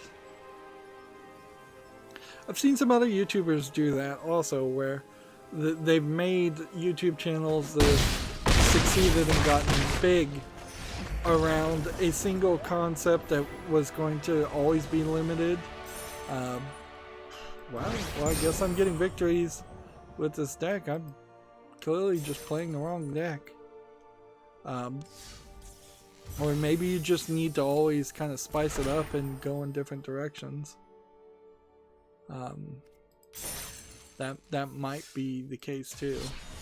Is that you might just need to rotate what deck you're playing after every couple games.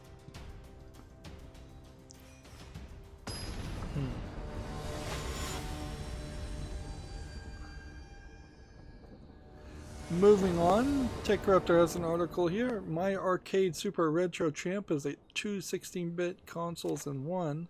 So it seems like what this does is that you can plug in real Super NES or Master System Sega Genesis games into it and then play them with what looks like a pretty hideous controller.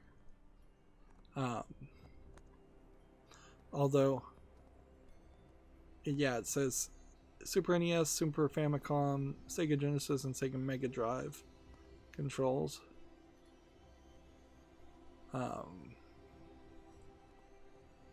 Apparently, Super Retro Champ also made a tiny Street Fighter arcade tabletop toy. This doesn't look particularly interesting. It also has buttons on the side for a portable kind of Switch style of gameplay. but then you'd have to have the actual games, and that doesn't make a lot of sense. And it probably wouldn't have been too hard to throw in NES games also into that. I do like these back triggers. They look like they would actually be better than some other back triggers I've seen in some other cases. I think, though, in all fairness, I probably am going to have a come to Jesus moment, for the lack of a better description, with my growing enthusiasm for building RetroPies and things like that, because I kind of don't really do too much with them.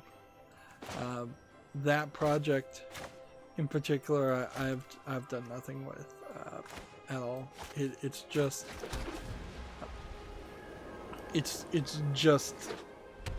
I got the parts, I got the software somewhat set up. I need to do a lot more work on the software.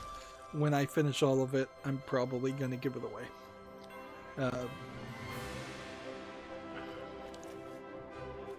It kind of depends.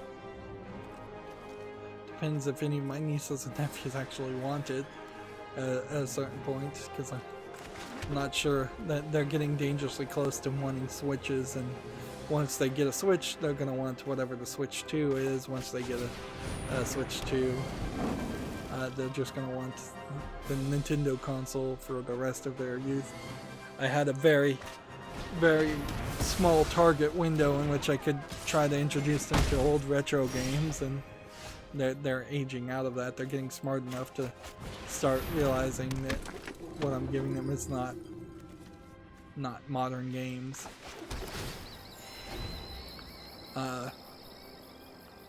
Moving on, Gametsu has the Famitsu sales, which we saw some sales listings earlier on Monday, and they just weren't in this format as the Famitsu sales, and so that felt very weird. But for this week, the Sathura sales, every single game is a Nintendo Switch game in the top 10 list. The only one that is new is Dr. Korishima's Brain Training for Nintendo Switch, which is just Brain Training. That Brain Training game, which we've seen several different versions of. So, yeah. Japan has spoken, at least for this week. Nobody cares about the PlayStation. They never really cared about the Xbox. And PC-wise, I don't know if Famitsu lists any of the PC sales. So it is possible that this might be a situation where there kind of is a significant amount of PC sales going on that are just not being mentioned, but also wasn't like there was a lot of games that came out in this week anyways. And this is 12/23 to 12/29, so the last week of the year, effectively Christmas. All Switch sales. The hardware sales for that week, 141,000 units for the Switch, with another 93,000 for the Switch Lite. PlayStation 4 then falls down to 60,000, where the PlayStation 4 Pro falls down to 22,000. So PlayStation 4 and PlayStation 4 Pro combined, still not as many sales as even the Switch Lite had. And then the new TDS LL, including the 2DS, sold still 2,000, nearly 3,000 units. The new 3DS sold 170, which is oddly a lower number, and yet the Xbox One, if you look at this week, the new 3DS LL sold 170, and overall they've sold nearly 6 million. But the Xbox One X sold 195, but in Japan they've only sold 18,000, where the S is sold 92,640. So you kind of know that these are barely even on store shelves. And I would say that probably in Japan you're not doing a lot of... There aren't a lot of stores in general. And their stores are probably smaller and just different. But that is kind of weird, to say the least. And this system really isn't accurate because the PlayStation Vita, for instance, sold 53 units, and it's in rank 9. But in its lifetime, it's sold 506 million too. So it should be in position 7 if they were actually sorting by overall sales. But then that wouldn't actually change anything else. No. So there's either some mistake there or bias there to put the Xbox One in the second to last position, even when it really shouldn't be in the second to last position in this case. It is combining the 2DS LL and the 3DS LL, which probably shouldn't. But yeah, PlayStation 4 sold nearly 100,000 units, and yet none of their games for the last year, for Christmas, were purchased. Now, again, important to remember that Christmas is more of a couple's holiday in Japan. It's more about eating your Kentucky Fried Chicken than it is about giving gifts or buying presents. So I also wouldn't be surprised if Christmas just does not really align well as far as buying video games for students and kids, because it might be right when they're taking exams or some point where a graduation gift wouldn't really make sense. I'm not really sure how their school schedule works enough to speculate on that. Well, I'm gonna lose here.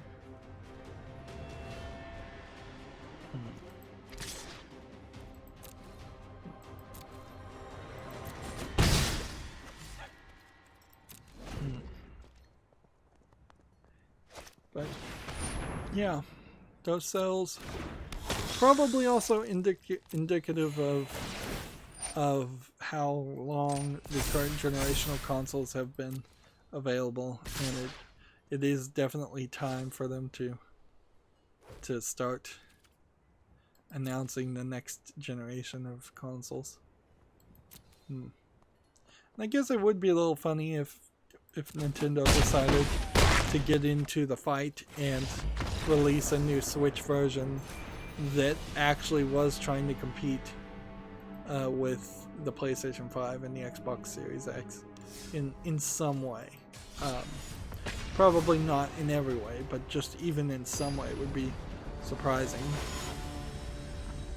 Be very un-Nintendo-like. Moving on, we have a game on Steam called Waxworks: Curse of the Ancestors. This looks like an asset flip horror game. I don't think it's visually polished enough.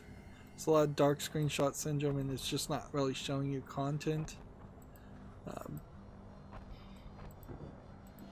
Yeah. Doesn't look quite good enough in actual gameplay way. And it is kind of all over the place with a bunch of different monsters.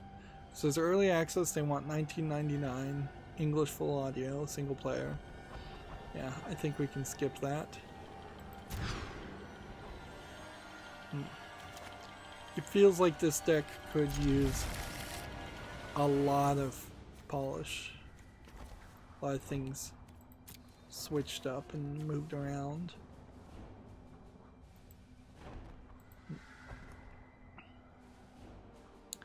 TechRaptor has an article. The Lord of the Rings Golem, new information surfaces.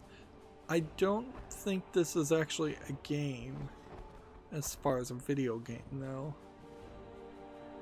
No, it is. It is a PC game being made by Daedalic Entertainment, which is going to be weird. Certainly, Daedalic has been moving away from their weird German Deponia point-and-click adventure series and similar games to that.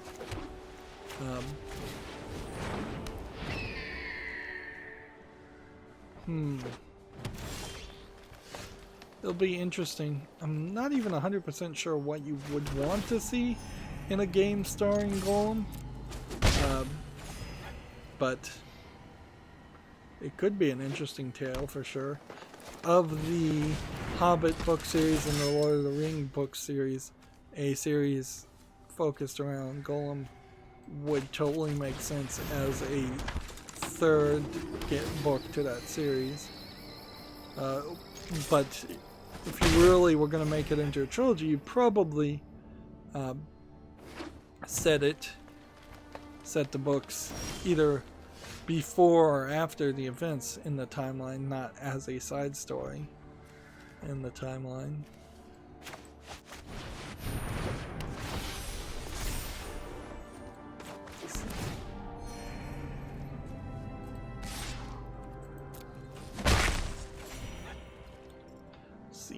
Gamatsu has an article here. Grand Blue Fantasy versus Knick-Knack Shack Civilization gameplay. has crept too far. Tear it down. They're showing off some gameplay of this game, which is apparently a fighting game. This will be fun to watch. Why a fighting game would have RPG elements and equipment that you can equip seems interesting, to say the least.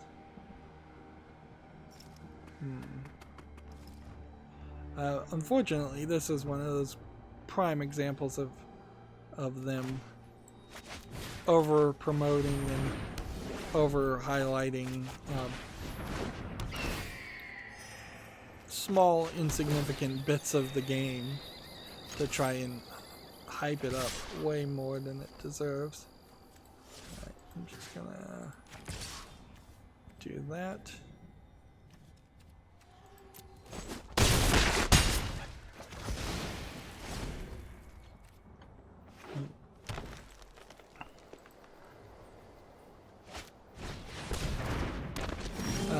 TechRaptor has an article here. Adorable bullet hell called Itta, I-T-T-A, comes to PC and Switch in 2020. Looks like a bullet hell hack and slash game. Let's see, is there some more footage we can see that would actually... I do like the art style. It is kind of adorable. But then the question is that actually going to work? There was that game where you shot with a bow and arrow and you had to hit the enemies with one hit, or most enemies with one hit, and if you took one hit you died, and if they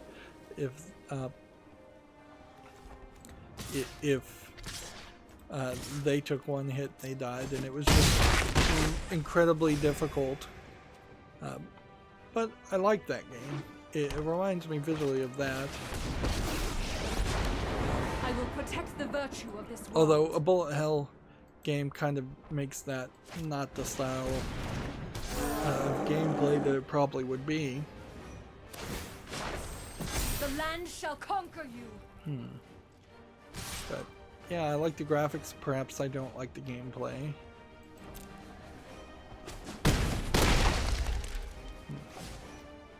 If I can get past all of these characters.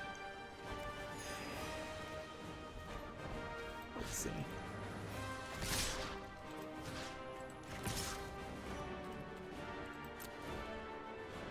I could do 6 damage here, or I could do 6 damage there. Gamma Sutra has an article. Fantasy Flight Interactive to close after company-wide layoff, which I guess if it is laying off everybody, it would close at that point, or if it is closing, it would lay off everybody. Apparently they made tabletop game games as well as digital games. They opened their doors in 2017, so they've only been open for a couple years. And I'm not sure of any game they've actually created. 10 people have been let go, and the customer service department and tabletop RPG department are also expected to shutter as a result. Which they always use that phrase, shutter, instead of shut down or go out of business.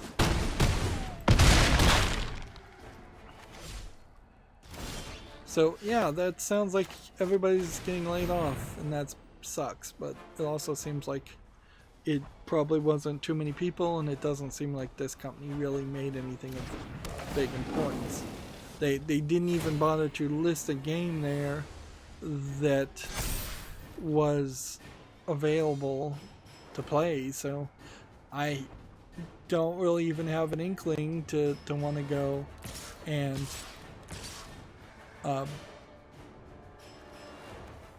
go and look on Steam and see what games they've developed and whether I want to buy those games or not. Which there's a decent chance I don't want to buy them even if they are going out of business. If anything, the argument that I should have bought all the Telltale games I hadn't purchased before Telltale went out of business may be the right argument, but I'm not 100% certain. Claws, you're done. It is possible that it won't matter.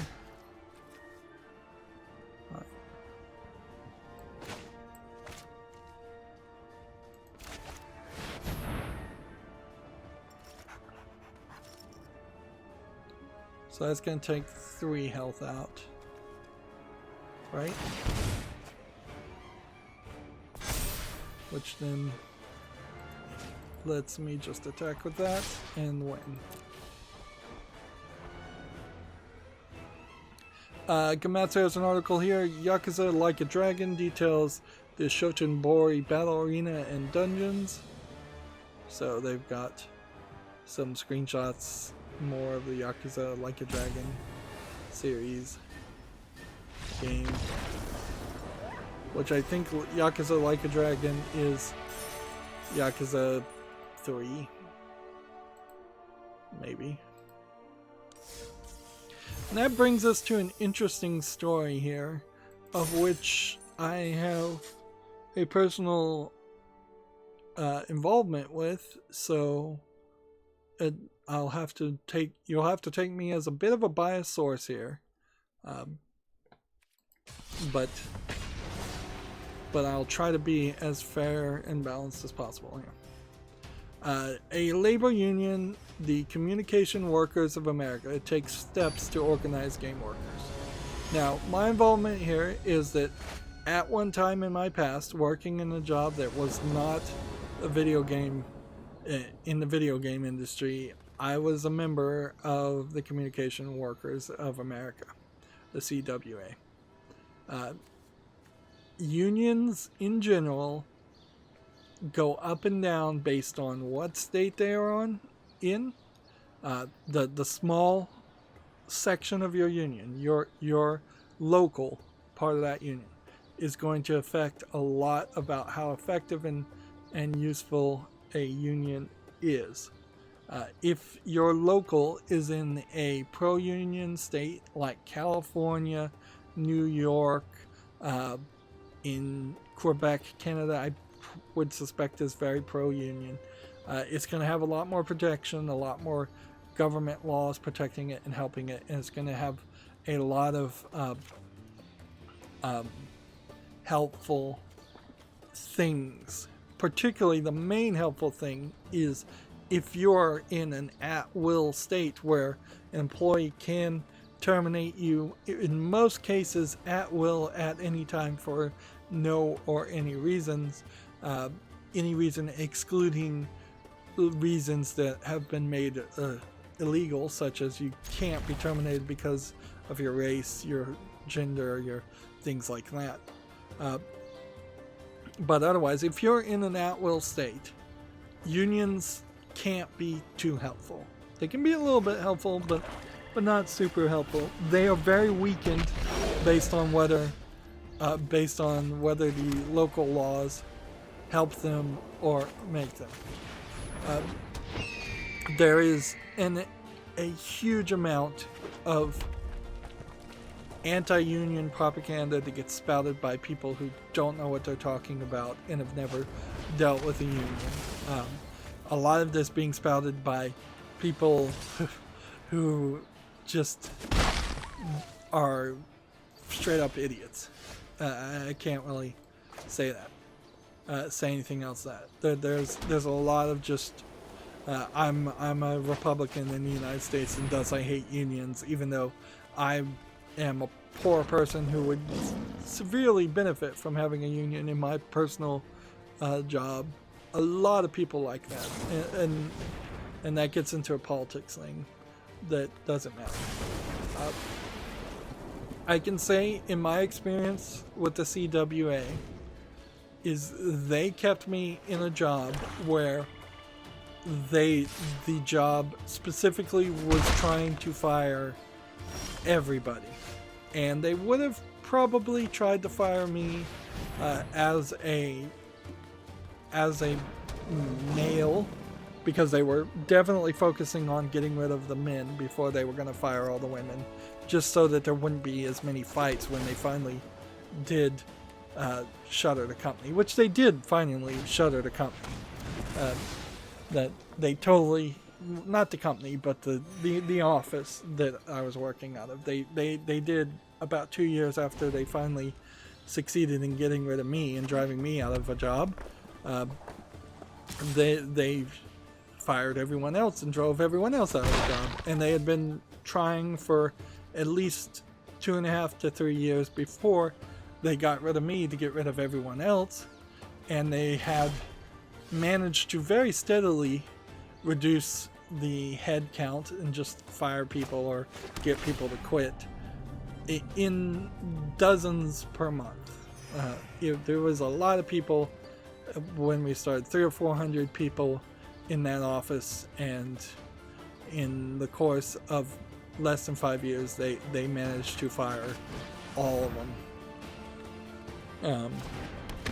But the CWA, personally for me, called them out on their BS, backed me up when I was calling them out on their BS, when they were lying, when they were making up accusations, when they were trying to fire me for any ridiculous number of things. They attempted to fire me at one point for using the Family Medical Leave Act, just lying. They attempted to fire me at one point for complaining about the fact that they weren't following their own procedures during a tornado warning, not a watch. There was a tornado visibly heading toward the building, and they weren't following their own safety procedures, which was just, we were supposed to go in the basement, and they weren't willing to do that. So it was a real scumbag company. And if I told you the name of the company, you would know them by name and know that they're a real scumbag company. It's not too hard to guess that they are, if I was a member of the Communication Workers of America, it was a phone internet / company. And if you've ever had any trouble with a phone or internet company, you know exactly how bad they treat their employees is exactly as bad as they treat their customers. So take that for what it is. Like the CWA, my local, was not very good. They failed miserably to keep that office in business. They failed miserably to keep people employed past those 5 years or so. They did manage to somewhat get us paid fairly well. It was at least 20% higher than any other job in the area. I was paid extremely well, but then they failed miserably to give us reasonable work hours, and in fact the local, in particular the person in charge of the local, did not care one bit about forced overtime. So I was, me personally and every other person in the office were at times forced to work 60 to 80 to maybe even 100 hours of overtime, 100 hours in total, with no consistent schedules. They failed miserably to establish any consistent schedule. So you'd have 1 week you're off on Monday, the next week you're off on Friday. It could be as many as, like, I think it was 7 or 8 days in a row that you could work at random. Often you would get work one day, get the next day off, work the next day, get the next day off, and then work for 7 or 8 days in a row, just with no consistency. And there was no reason for this to happen. It wasn't that their software sucked so bad that they couldn't put people in somewhat consistent schedules based on a preference. It was literally they were just screwing with people, trying to get them to be mentally broken down. It was literal torture. And I should have quit way earlier. On the other hand, I did stay there long enough to actually get a pension and build up a decent amount of a savings. Not really enough money for it to have me set for life or anything, but it was something. Like 5 years at working at that job versus 5 years at working at McDonald's, I was way better off financially after 5 years of working that job. Mentally, however, I was way worse off. And that job in particular has probably broken me mentally and just given me like PTSD. Not to make a joke of it, not to be light at all. It literally has probably given me PTSD for the rest of my life. So I've always tried to say, if you go in a job and they have a union, with all that set up, there's a decent argument that you should just turn around and quit at that point. Like, just don't even deal with it.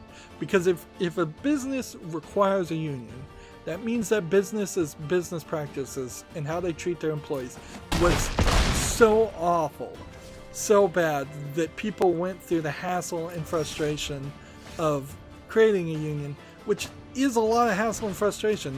They certainly don't make it easy, and companies actively try to union bust. So you probably are, the best thing if you see a union is to think, oh, well, I probably don't want to work here, and leave. But if you are desperate, as most people who are trying to get a job are desperate, getting a job with a union is better than getting that exact same job without a union if it's a crappy job. Which most jobs are crappy, with crappy bosses and employees. And in fairness, my experience was I had one boss that was perfectly fine, and then that boss quit, and I was given another boss who specifically made it his personal vendetta to get rid of me, and I think lots of other people too. I literally tried to have the conversation with him once where I said, look, this place is going to shut down whether you're in charge or not. I know your boss is telling you a bunch of stupid metrics that can never be reached, because that's what they would do all the time, is they would have these metrics that saying, well, you're labeled as good, but good is not great, and we demand great. It was literally what they would say over and over again, and I'm like, you're just full of BS. And they were the ones grading themselves, so they could have given us greats or goods if they wanted to, And that's what it really boiled down to, is my boss was unfairly rating me, and a lot of times just to try and fire me, and I'd just be like, well, nope, I'm gonna fight you on that.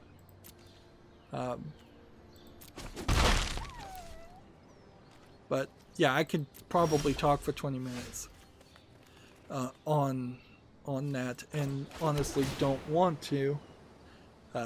I'll aka refer back to the PTSD.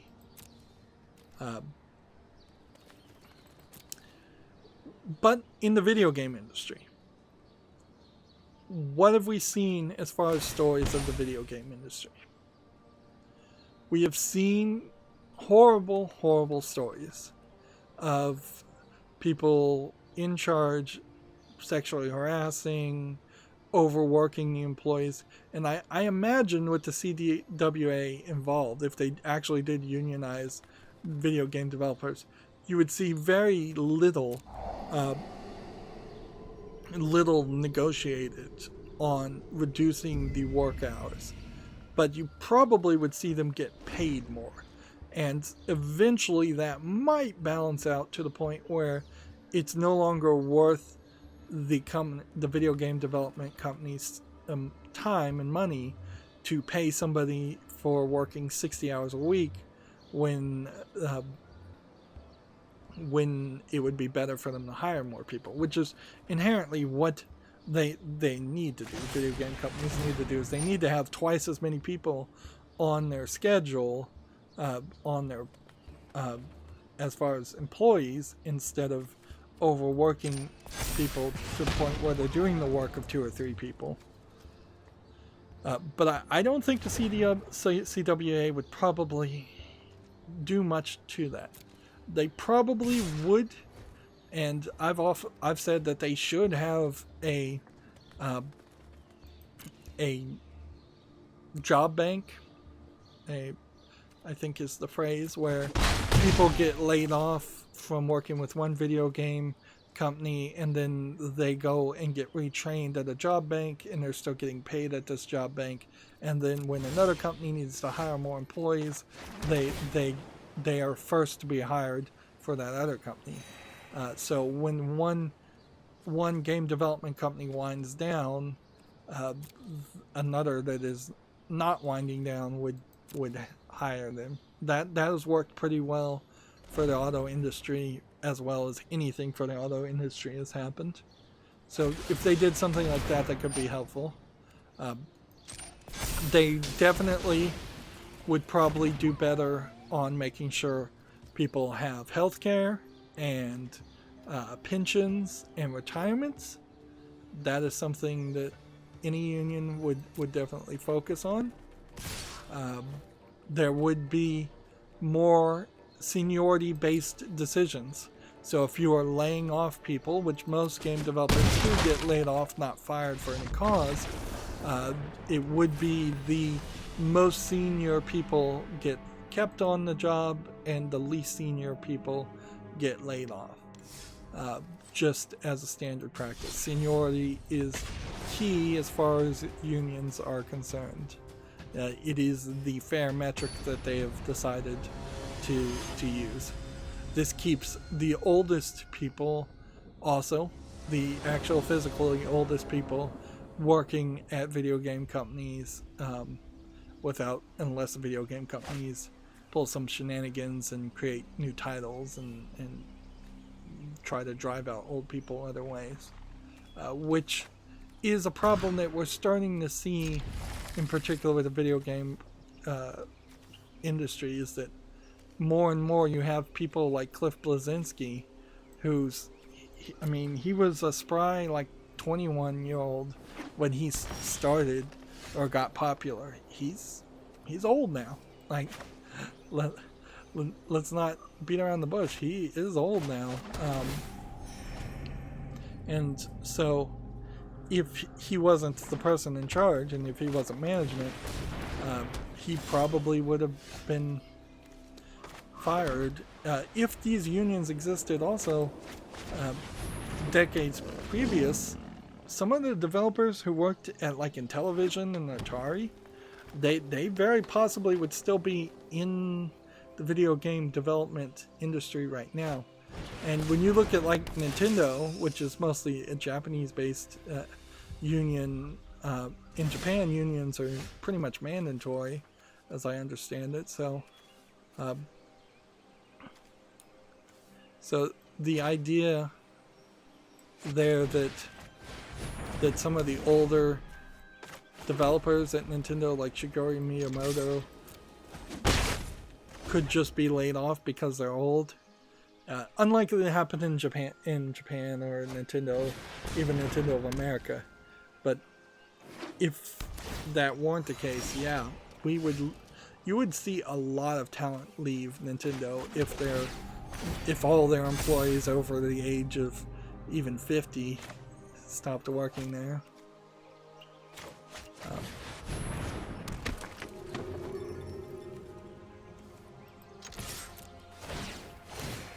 So let's see. Let's actually look at the argument now that I've laid down my own opinion and bias there.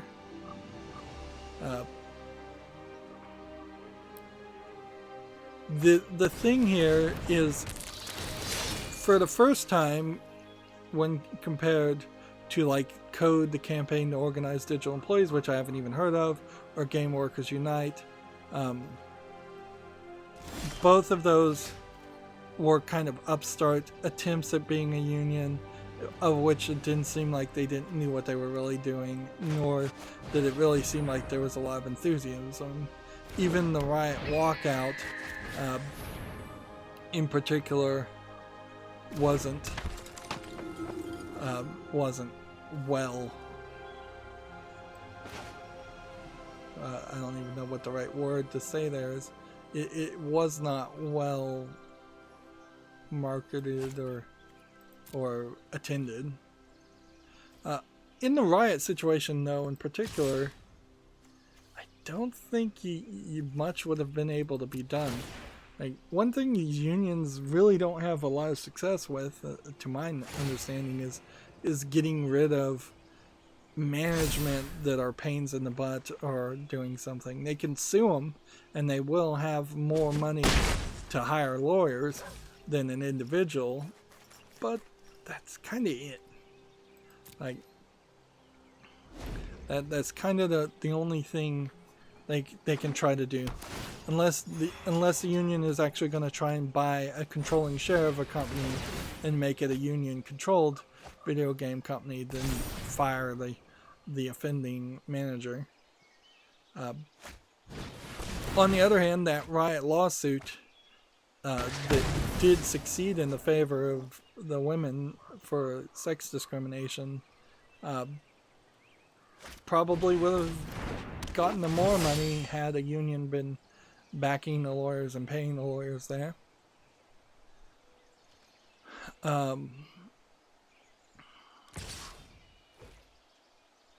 This seems to me, as this is phrased, as it's aligning Game Workers Unite with the Communication Workers of America, which doesn't immediately mean that there's like a merger of those two unions. And honestly, I wouldn't be surprised if the CWA needs more members.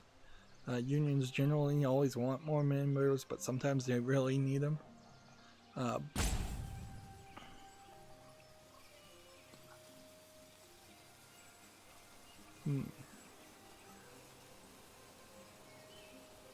They mentioned Bernie Sanders here, recently expressing support for union and video game developers. It would be the irony of all irony if I somehow ended up being a game developer, which is what I wanted to do when I was in school, and ended up being, for a second time, a member of the CWA. I also imagine that would mean I would lose all my I lost all my seniority there. I don't think I would get that back.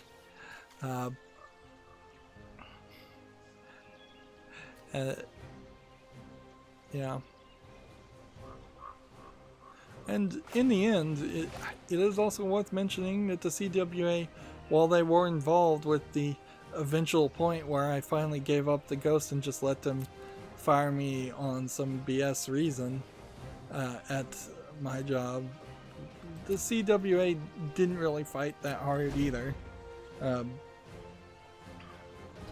As the appeals process went up the chain, fewer people who were interested or even knew me became involved on higher levels of the locals, like the chain of command, as far as the person in charge of the locals of that area. But yeah, it's not like I really wanted the job back. I spent at least 2 or 3 years not wanting to work at that job, for better or worse. And it wouldn't have done me any good had I gotten the job back. Like, literally, had I gotten the job back, I would have been fired less than 2 years later when everybody else was fired. Because my presence in that office maybe would have stretched it a couple more months. I know I was specifically taking a lot of heat away from other people because they only had so much time to target and harass employees. So the fact that they were targeting and harassing me did take a lot of heat off other people, but it wasn't that much. It wasn't. I could have maybe pushed it a month or two, and I probably did keep people working there for a month or two, anyways. But they really had made the decision. It literally boiled down to the management at that job did not like having to fly to this location. So the managers of the managers, the people in charge from New York or from California, wherever they were from, they didn't like having to fly. So they didn't want to fly to this location once a month or once a quarter. And so they just wanted to shut down the office because of that. It is that pathetic and that, like, just ridiculous.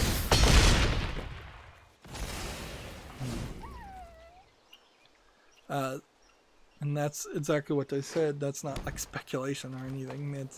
That's exactly what they said, is that they didn't like to fly to this location. And so then it's only partly speculation that that's why they wanted to shut it down.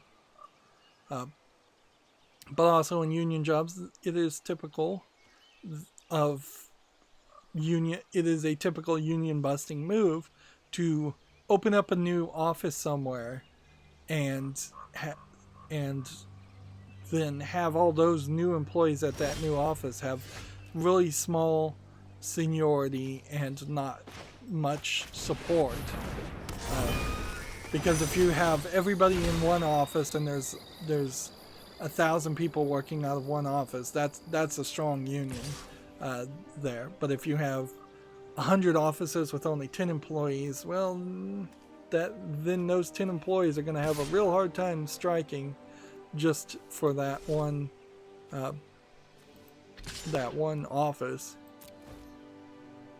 So it really is a divide and conquer and just constantly cycle out system that they would do.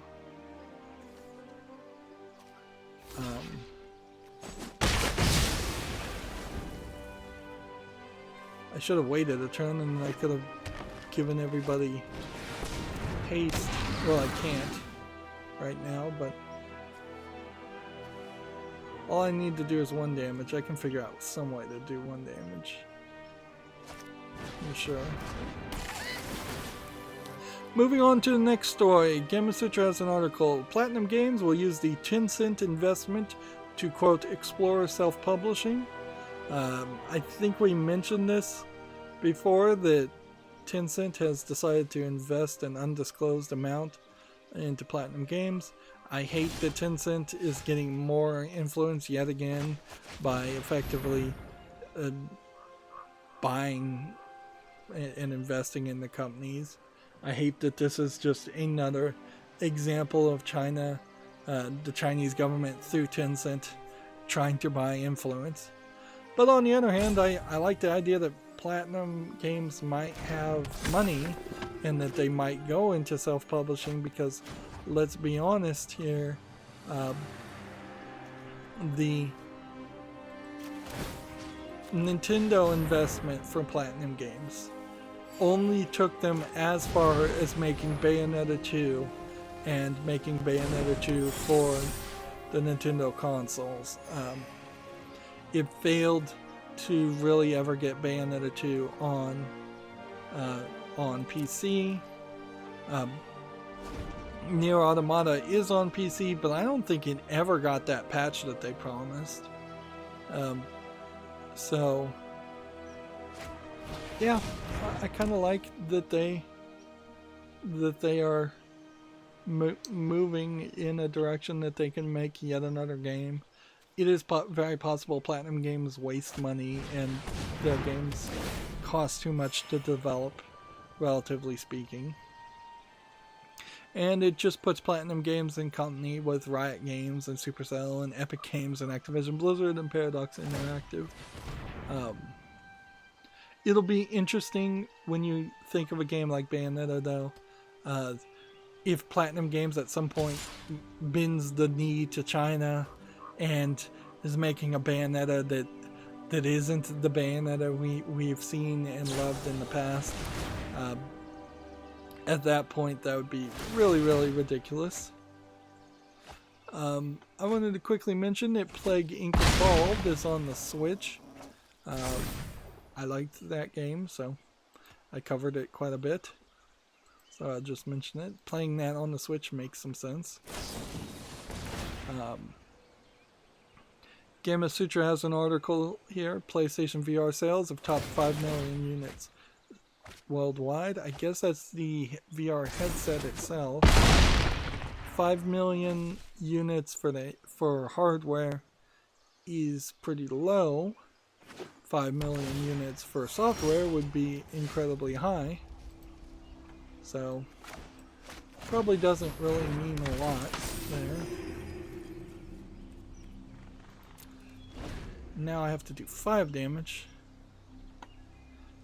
Gamma Sutra has an article here. The Sony reveals the PlayStation 5 logo, touts PlayStation 4 sales milestones. So, they've sold over 106 million of the PlayStation 4. And this is what the PlayStation 5 looks like. Which, I mean, not a big change here. The only thing you could really take from this is that unless this is just a black and white template, they are going away from the blue and white theme.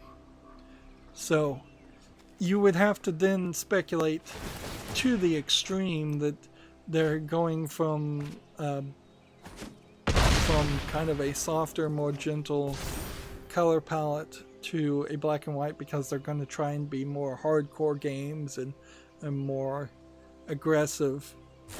But that's major speculation. Better speculation would be make is that this blue is actually a gradient of blue, shadowing, where this black is just solid black and this white is just solid white. So the better speculation to take from this is that it is lazy art. It's just basic lazy art. I don't know how you could take it any other way. They also don't have a registered trademark on this, so you could speculate that they're getting rid of the attempt to even claim a registered trademark.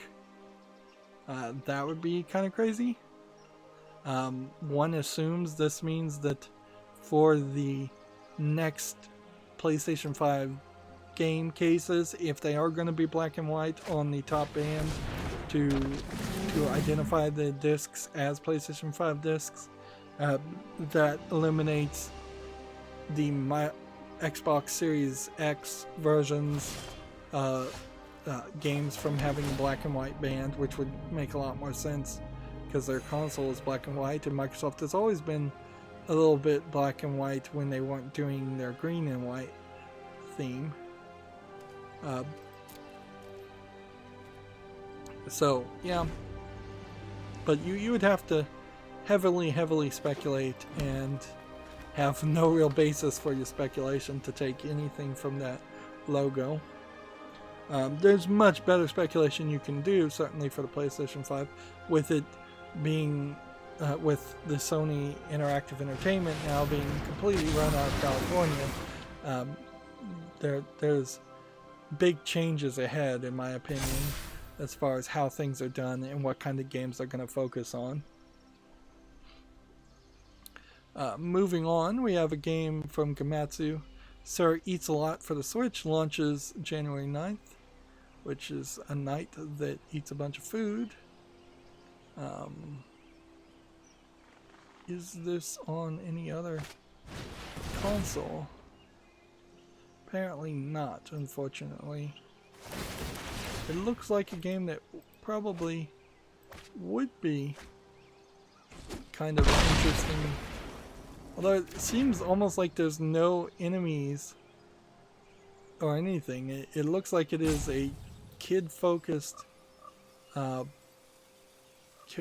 almost adventure game. That's not what I was really expecting. I was expecting it to be more of a hack and slash type game, and it totally isn't. It's totally like a kid experiment. Almost like a Zack and Wiki style game that unfortunately Zack and Wiki never could work on anything other than the Wii, and so it never got a sequel or got anywhere further with its game series. We have a game on Steam here called Undead Zombies, which almost certainly is a low-effort asset flip game. Seems like you're playing as a skeleton, not a zombie. So, there's a problem with it immediately at that. They want 99 cents, English only. Yeah, this is an incredibly low-effort asset flip.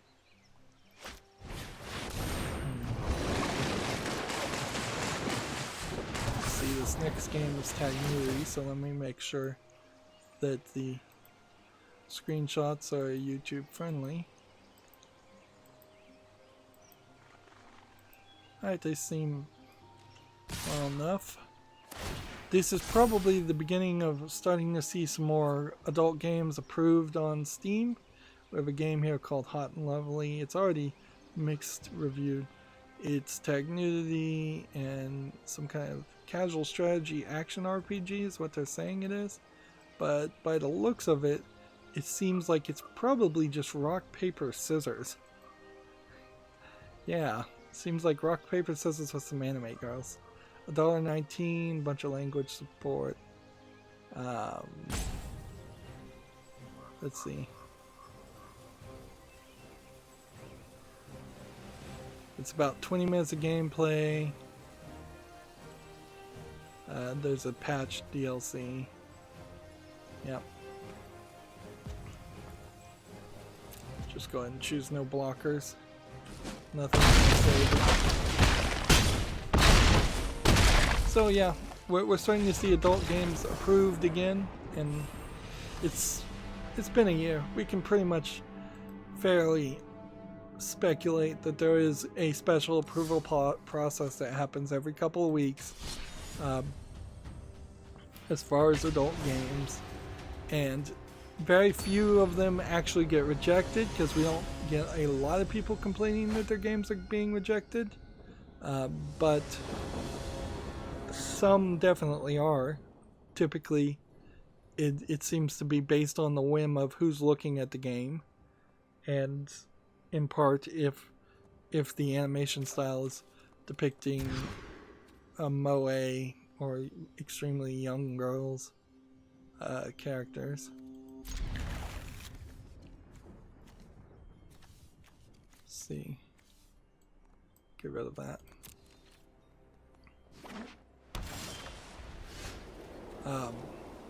It's not super video game related, but in Canada an author wrote a story which in part described the sexual abuse of a child, and the I guess the courts have gone so extremely pro-censorship in Canada that even the text description of a fictional story, putting it in a bad light, is not good enough. So they're literally bringing up the person, I believe, on criminal charges for writing a story,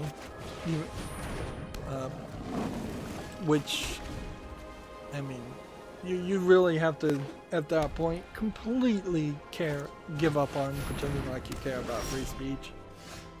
What is this? Luminous bonds. Pacifism. Can't attack or block. Can't attack or block. It's just the same card. So for this one costs 2. And this one costs 3.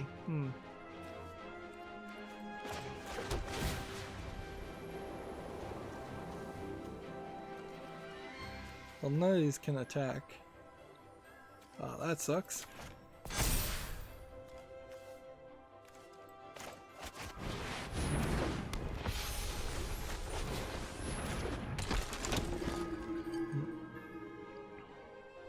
Should have played that better. I should have played this and then given that a +1/+1.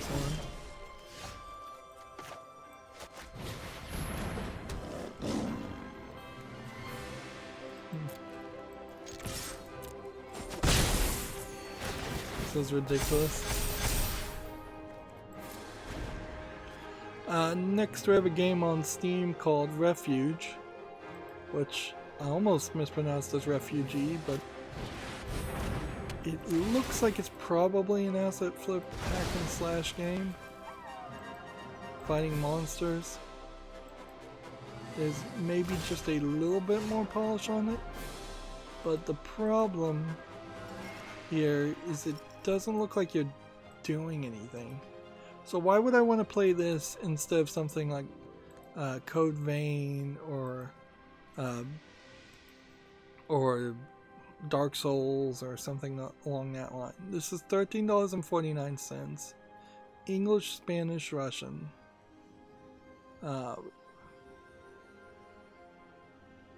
Just does not look good. I guess I could be exceedingly generous and put it on the fall list, but it really is putting itself in a bad light. It really does just look like it's doing the same thing over and over again. Man, this guy is playing an extremely annoying game of Control.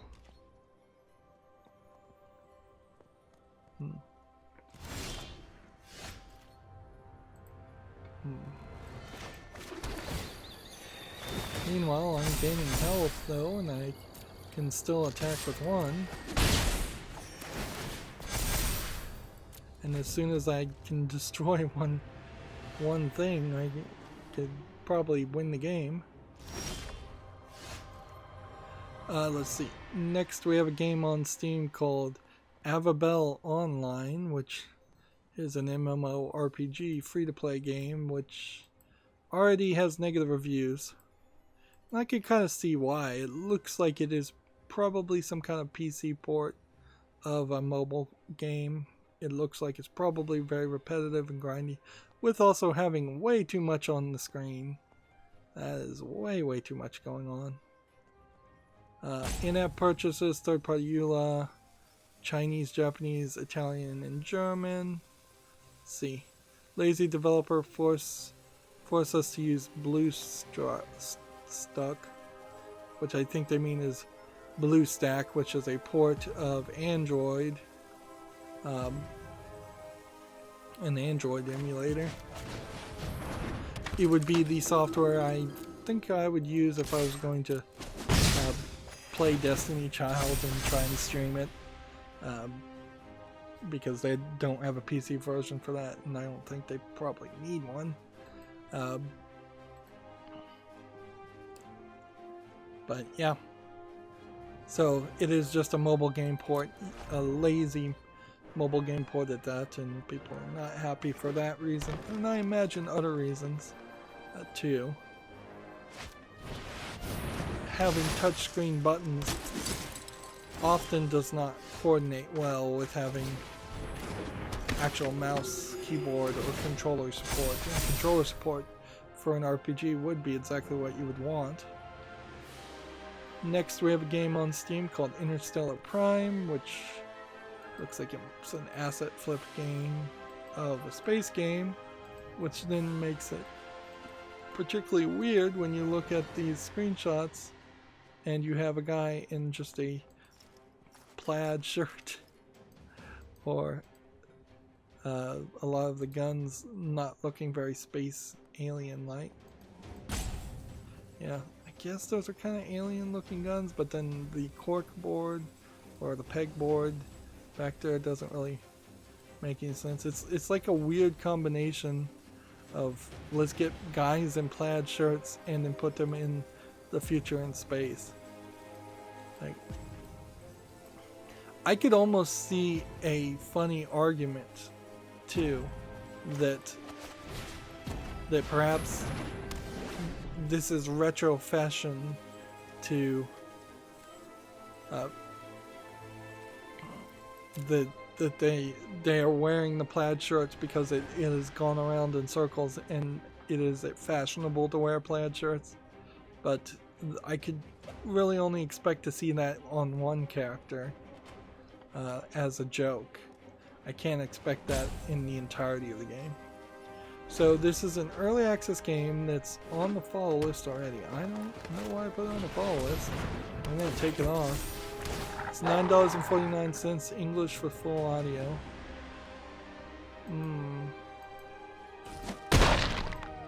Yeah, I don't think it needs to be on the follow list. Yeah, when you look back here, most of these guns do not look like they are space guns, and that guy definitely does not look like a space guy, and this guy doesn't look like a space guy.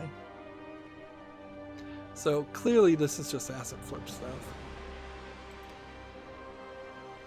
Could defend against two of these.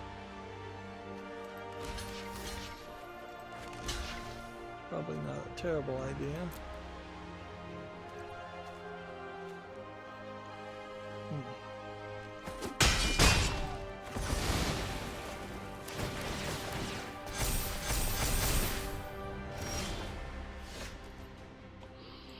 Alright, attempt number 4. This is the 4th of these guys on the field. And probably the 5th or 6th guy that he has managed to pacify in one way or another. Gametsu has an article here. Anime Studios story coming to Switch on January 16th in Japan. Looks like another RPG, well, simulation game with pixel art would be, I guess, a better way of describing that. Definitely doesn't look interesting or unique, and if anything, it's probably selling a lie that anime studios are anything other than just total sweatshops, or the Japanese equivalent of a sweatshop, because that's pretty much what they are. Next we have a game on Steam called Dumb Fight, which looks like it's a Smash Brothers attempt at a clone. The art looks a little polished, but otherwise it looks like it's nothing. Early access, $6.39, English and Chinese. So yeah, probably just a Chinese game. And TechRaptor has decided to get in my crosshairs and earn my ire by putting out CheckRaptor awards. I guess it does kind of make sense if you've got nothing else to write about. Why not give the end of the year awards for throughout January? So they gave out a Best Visual Design Award, Control, Death Stranding, Legend of Zelda, Manifold Garden, Sayonara Wild Hearts. Reader's choice was Zelda, third place was Death Stranding, second place was Sayonara Wild Hearts, winner was Control. I don't agree with that. I think Sayonara Wild Hearts probably has way better visual design than Control does, or Death Stranding does. Depending on what elements you want to specifically focus in on as far as the visual design there. Like, you could argue some of the crazy high fashion in Death Stranding might be good, but then a lot of the stuff in Death Stranding is generic or is just advertisements, which I think hurts the visual design quite a bit when you have a Monster Energy can showing up.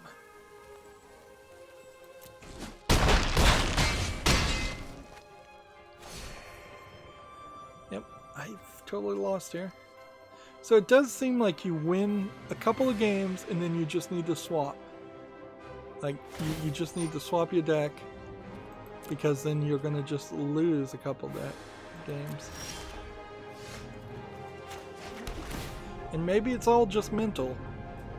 That is a possibility, but I question that. Next, we have a game on Steam called Legend of the Sword and Magic MMO. This is clearly a low-effort Chinese MMO. Early access, English not supported, free. Price is right, I guess. Chinese only. So we can go through that pretty quickly.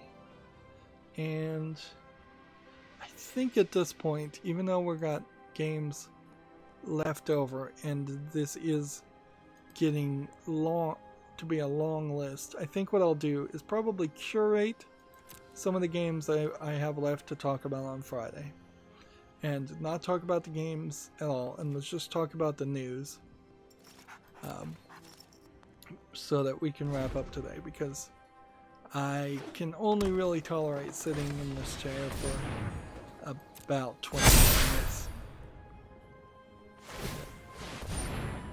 So TechRaptor has an article here. Axion Games partners with Latin American publisher Axis of 5 for Rising Fire. Interesting, I suppose. This is a publishing partnership. So it's going to reach all 21 countries in Latin America through Axis of 5. I don't know how many sales you really get through selling in Latin America. Frankly, half of those countries have bigger problems than to deal with than trying to sell video games. This game, Axis of Fire, looks slightly interesting, but I'm also seeing a bunch of Asian characters at the bottom here, which makes me suspect this is a Chinese game trying to be something. It's almost an interesting case study. If Axis of Fire, or Rising Fire, yeah, Rising Fire is the name of it, if it can actually succeed focusing on being what looks like a Chinese developed MMO and sell in Latin America and not really focus on the United States and North America, that would be kind of a groundbreaking example. Like, I don't think that's happened too often. Where, I mean, the West, the North America has been a big deal, certainly. A major consumer of video games and a major market to target. There definitely have been some cases where North America isn't the main target and games have still succeeded, but not typically if they're going to be international games.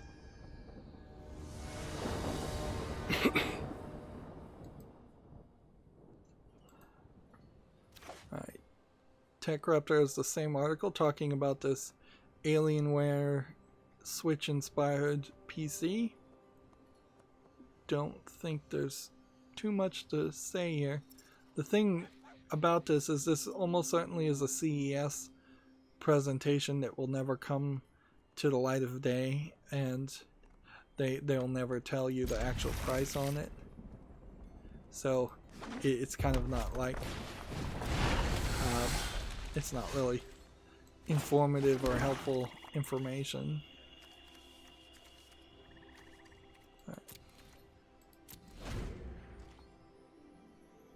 TechRaptor has the same article here. PS4 sales data shows continued growth, and PS5 logo is getting roasted. So I'm not the only person that seems to have a problem with the PS5 for, let's see, PS4 logo. Yeah, there's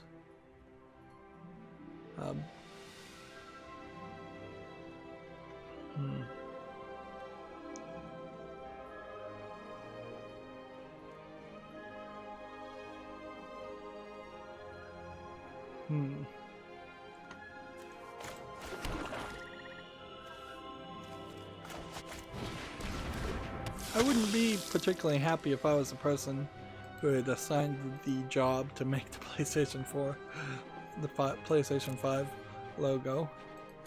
Honestly, that doesn't look like a lot of work. Gamatsu has the same article here. Microids and Oddworld inhabitants sign a co-publishing deal for the 3 classic Oddworld titles coming to Switch. Okay. It's a little inside baseball, not really super helpful for anybody who's interested in playing the game. Kentucky Route Zero TV edition launches January 28th. This is for the PS4, Switch, and Xbox One. I imagine it will run on TVs newer than that one. Although I don't even really know what Kentucky Route Zero is. And looking at the trailer, not even really getting a great explanation of what it is. I've heard of it. A magical, realistic adventure game about a secret highway in the caverns between Kentucky. Okay, that doesn't even explain it very well. So you find some caves in Kentucky, you go to a magical land. It seems. That's the best I can figure.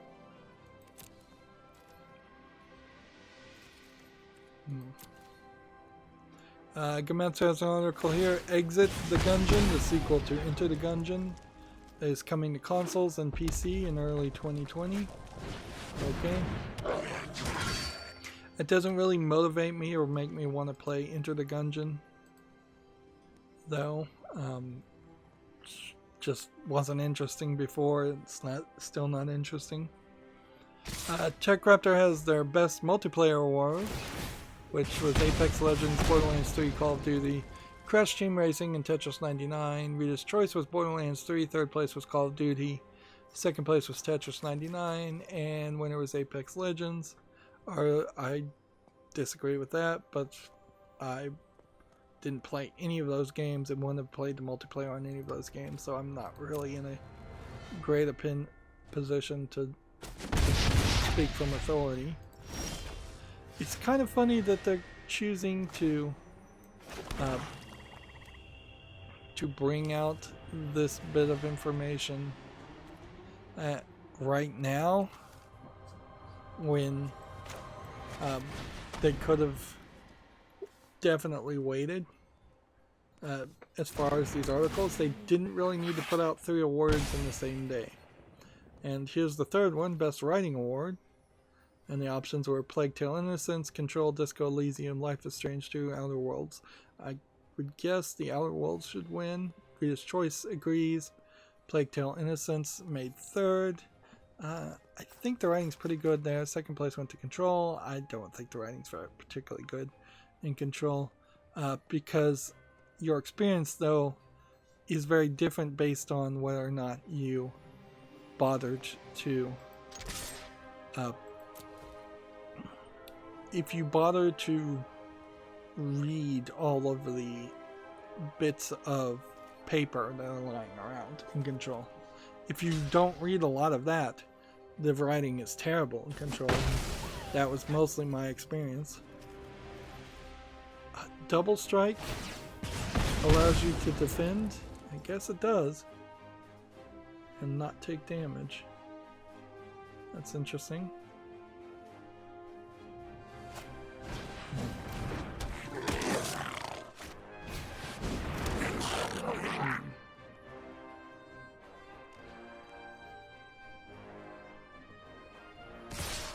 Anyways, they gave the winner to Disco Elysium, which I think the writing in Disco Elysium is decent. I wouldn't call it great.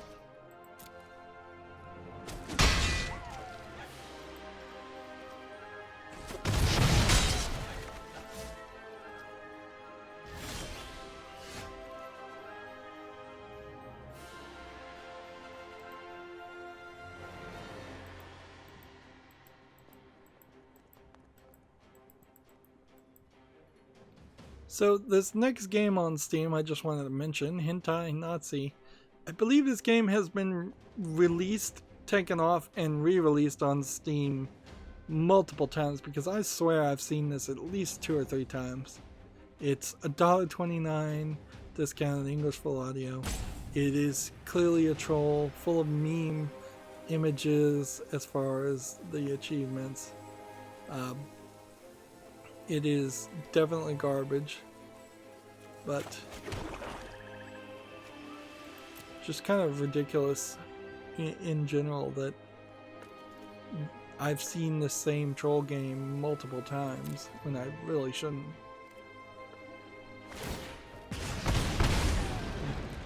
And that is definitely an example of something that I would prefer to have just curated it by the second time.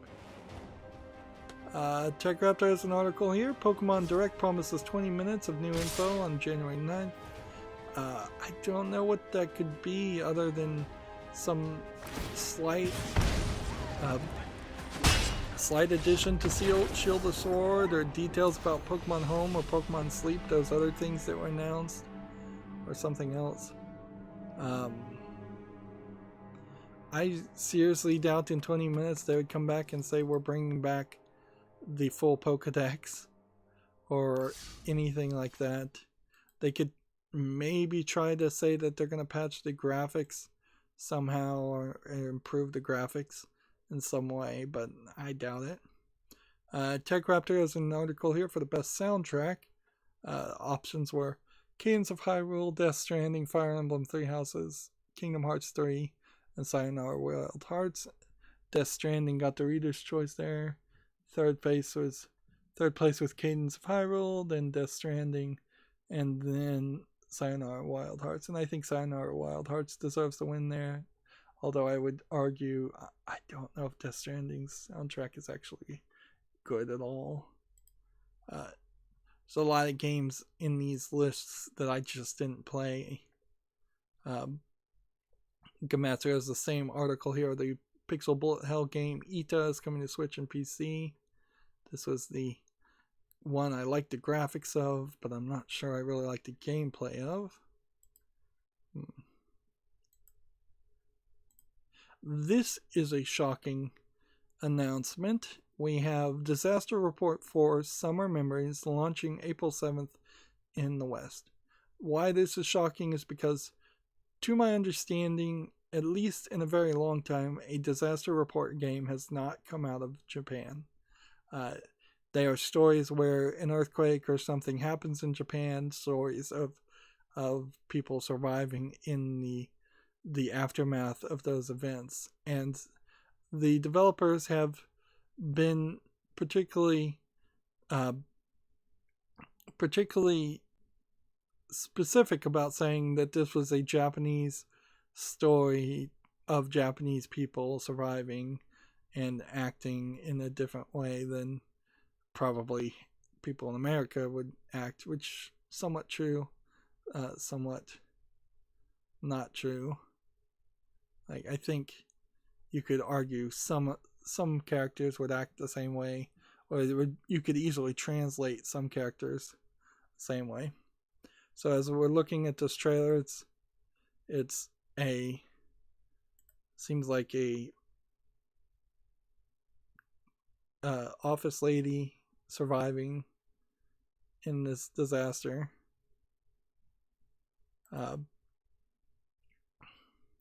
With several disasters coming up, so like an earthquake, tsunami type things. I've wanted the disaster report series to come to the West for a long time. It kind of sucks that 4 subtitle Summer Memories is the first one for a while to come out, but I hope it succeeds better than the publisher is hoping, so that they would come back and think about doing remakes or re-releases of the older series. Each game probably stands alone particularly well, so it isn't a big deal. But yeah, that is certainly a welcome announcement. Good news, very rare in the video game world. So nice to hear it's coming out. TechRaptor has an article here for CryTivo is donating the Universe Sim profits to Australia for 2 months, I assume because of the fires. But I've never heard of this company nor of this game, Universe Sim. So this really is just a promotion to effectively have their game on sale, and 100% of the money will be donated to Australia. Not sure which Australian charity would be receiving that, but because they would be donating to a charity, they would also be getting write-offs for that donation for their own company. So I still fully disagree with these kind of shenanigans, because they are not realistic, smart ways for individuals to donate into to donate into a charitable cause. Darksiders Genesis has decided to put out a tabletop game called The Forbidden Land. Here's an image of it. It's probably not something you'd want to buy. It's an interesting way to try and promote a game that's already out, but probably not a super successful way to promote a game that's already out.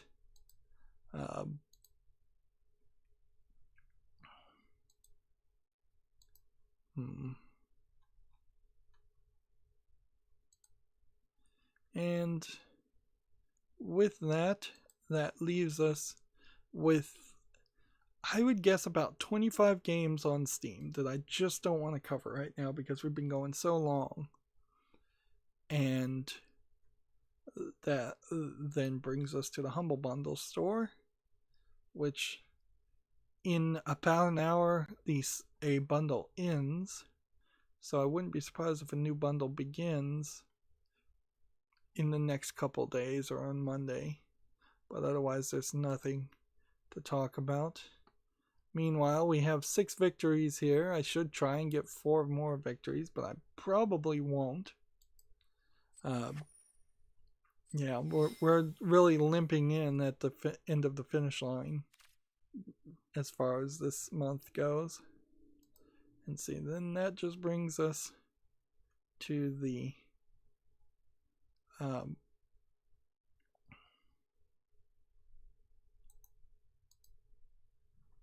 let's see, that brings me back to my Twitter feed.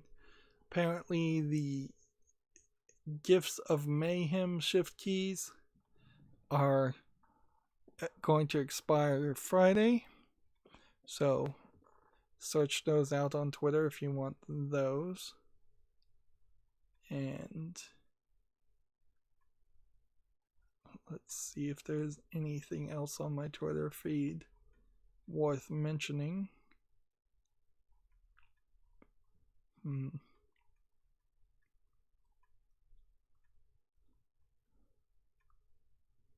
See. They were giving away Throne of Eldraine pack codes. One of the streamers was, if you watched them on Twitch.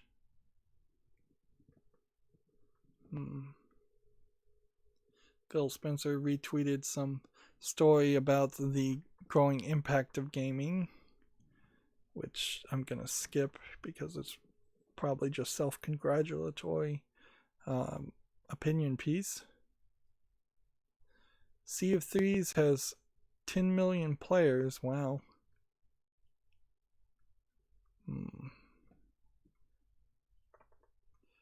The Nintendo Switch version of Devil May Cry 3 will have, quote, something special, something extra. Let's see. Some more garbage VR games came out.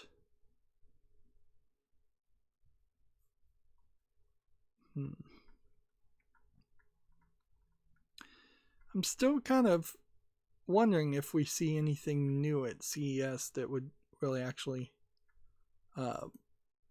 change my opinion on shift the narrative as far as video game consoles and hardware. TechRaptor has some Marvel Crisis Protocol, Venom, and Black Panther previews, which is some kind of tabletop game, not a card game, which is Twitter reveals what games dominated the online chatter in 2019. That'll be interesting to see what people are talking about. That would be very, very helpful information instead of mainstream video game journalists setting the narrative.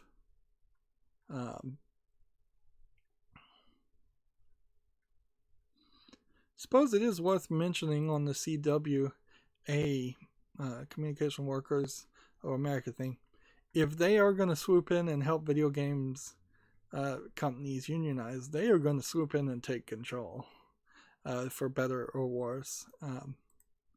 And that probably means that CWA members from other industries will be making a lot of decisions and have higher seniority and control over the video game developers. And I doubt, and it's just a personal opinion, I could be totally wrong about this, I doubt the CWA is going to push any kind of SJW agenda. I seriously doubt you will have people pushing lawsuits for discrimination when the members, the people in charge of the unions, don't really see discrimination. This really isn't going to be people, SJWs, Me Tooing people, and the union supporting those kind of Me Too accusations with no evidence.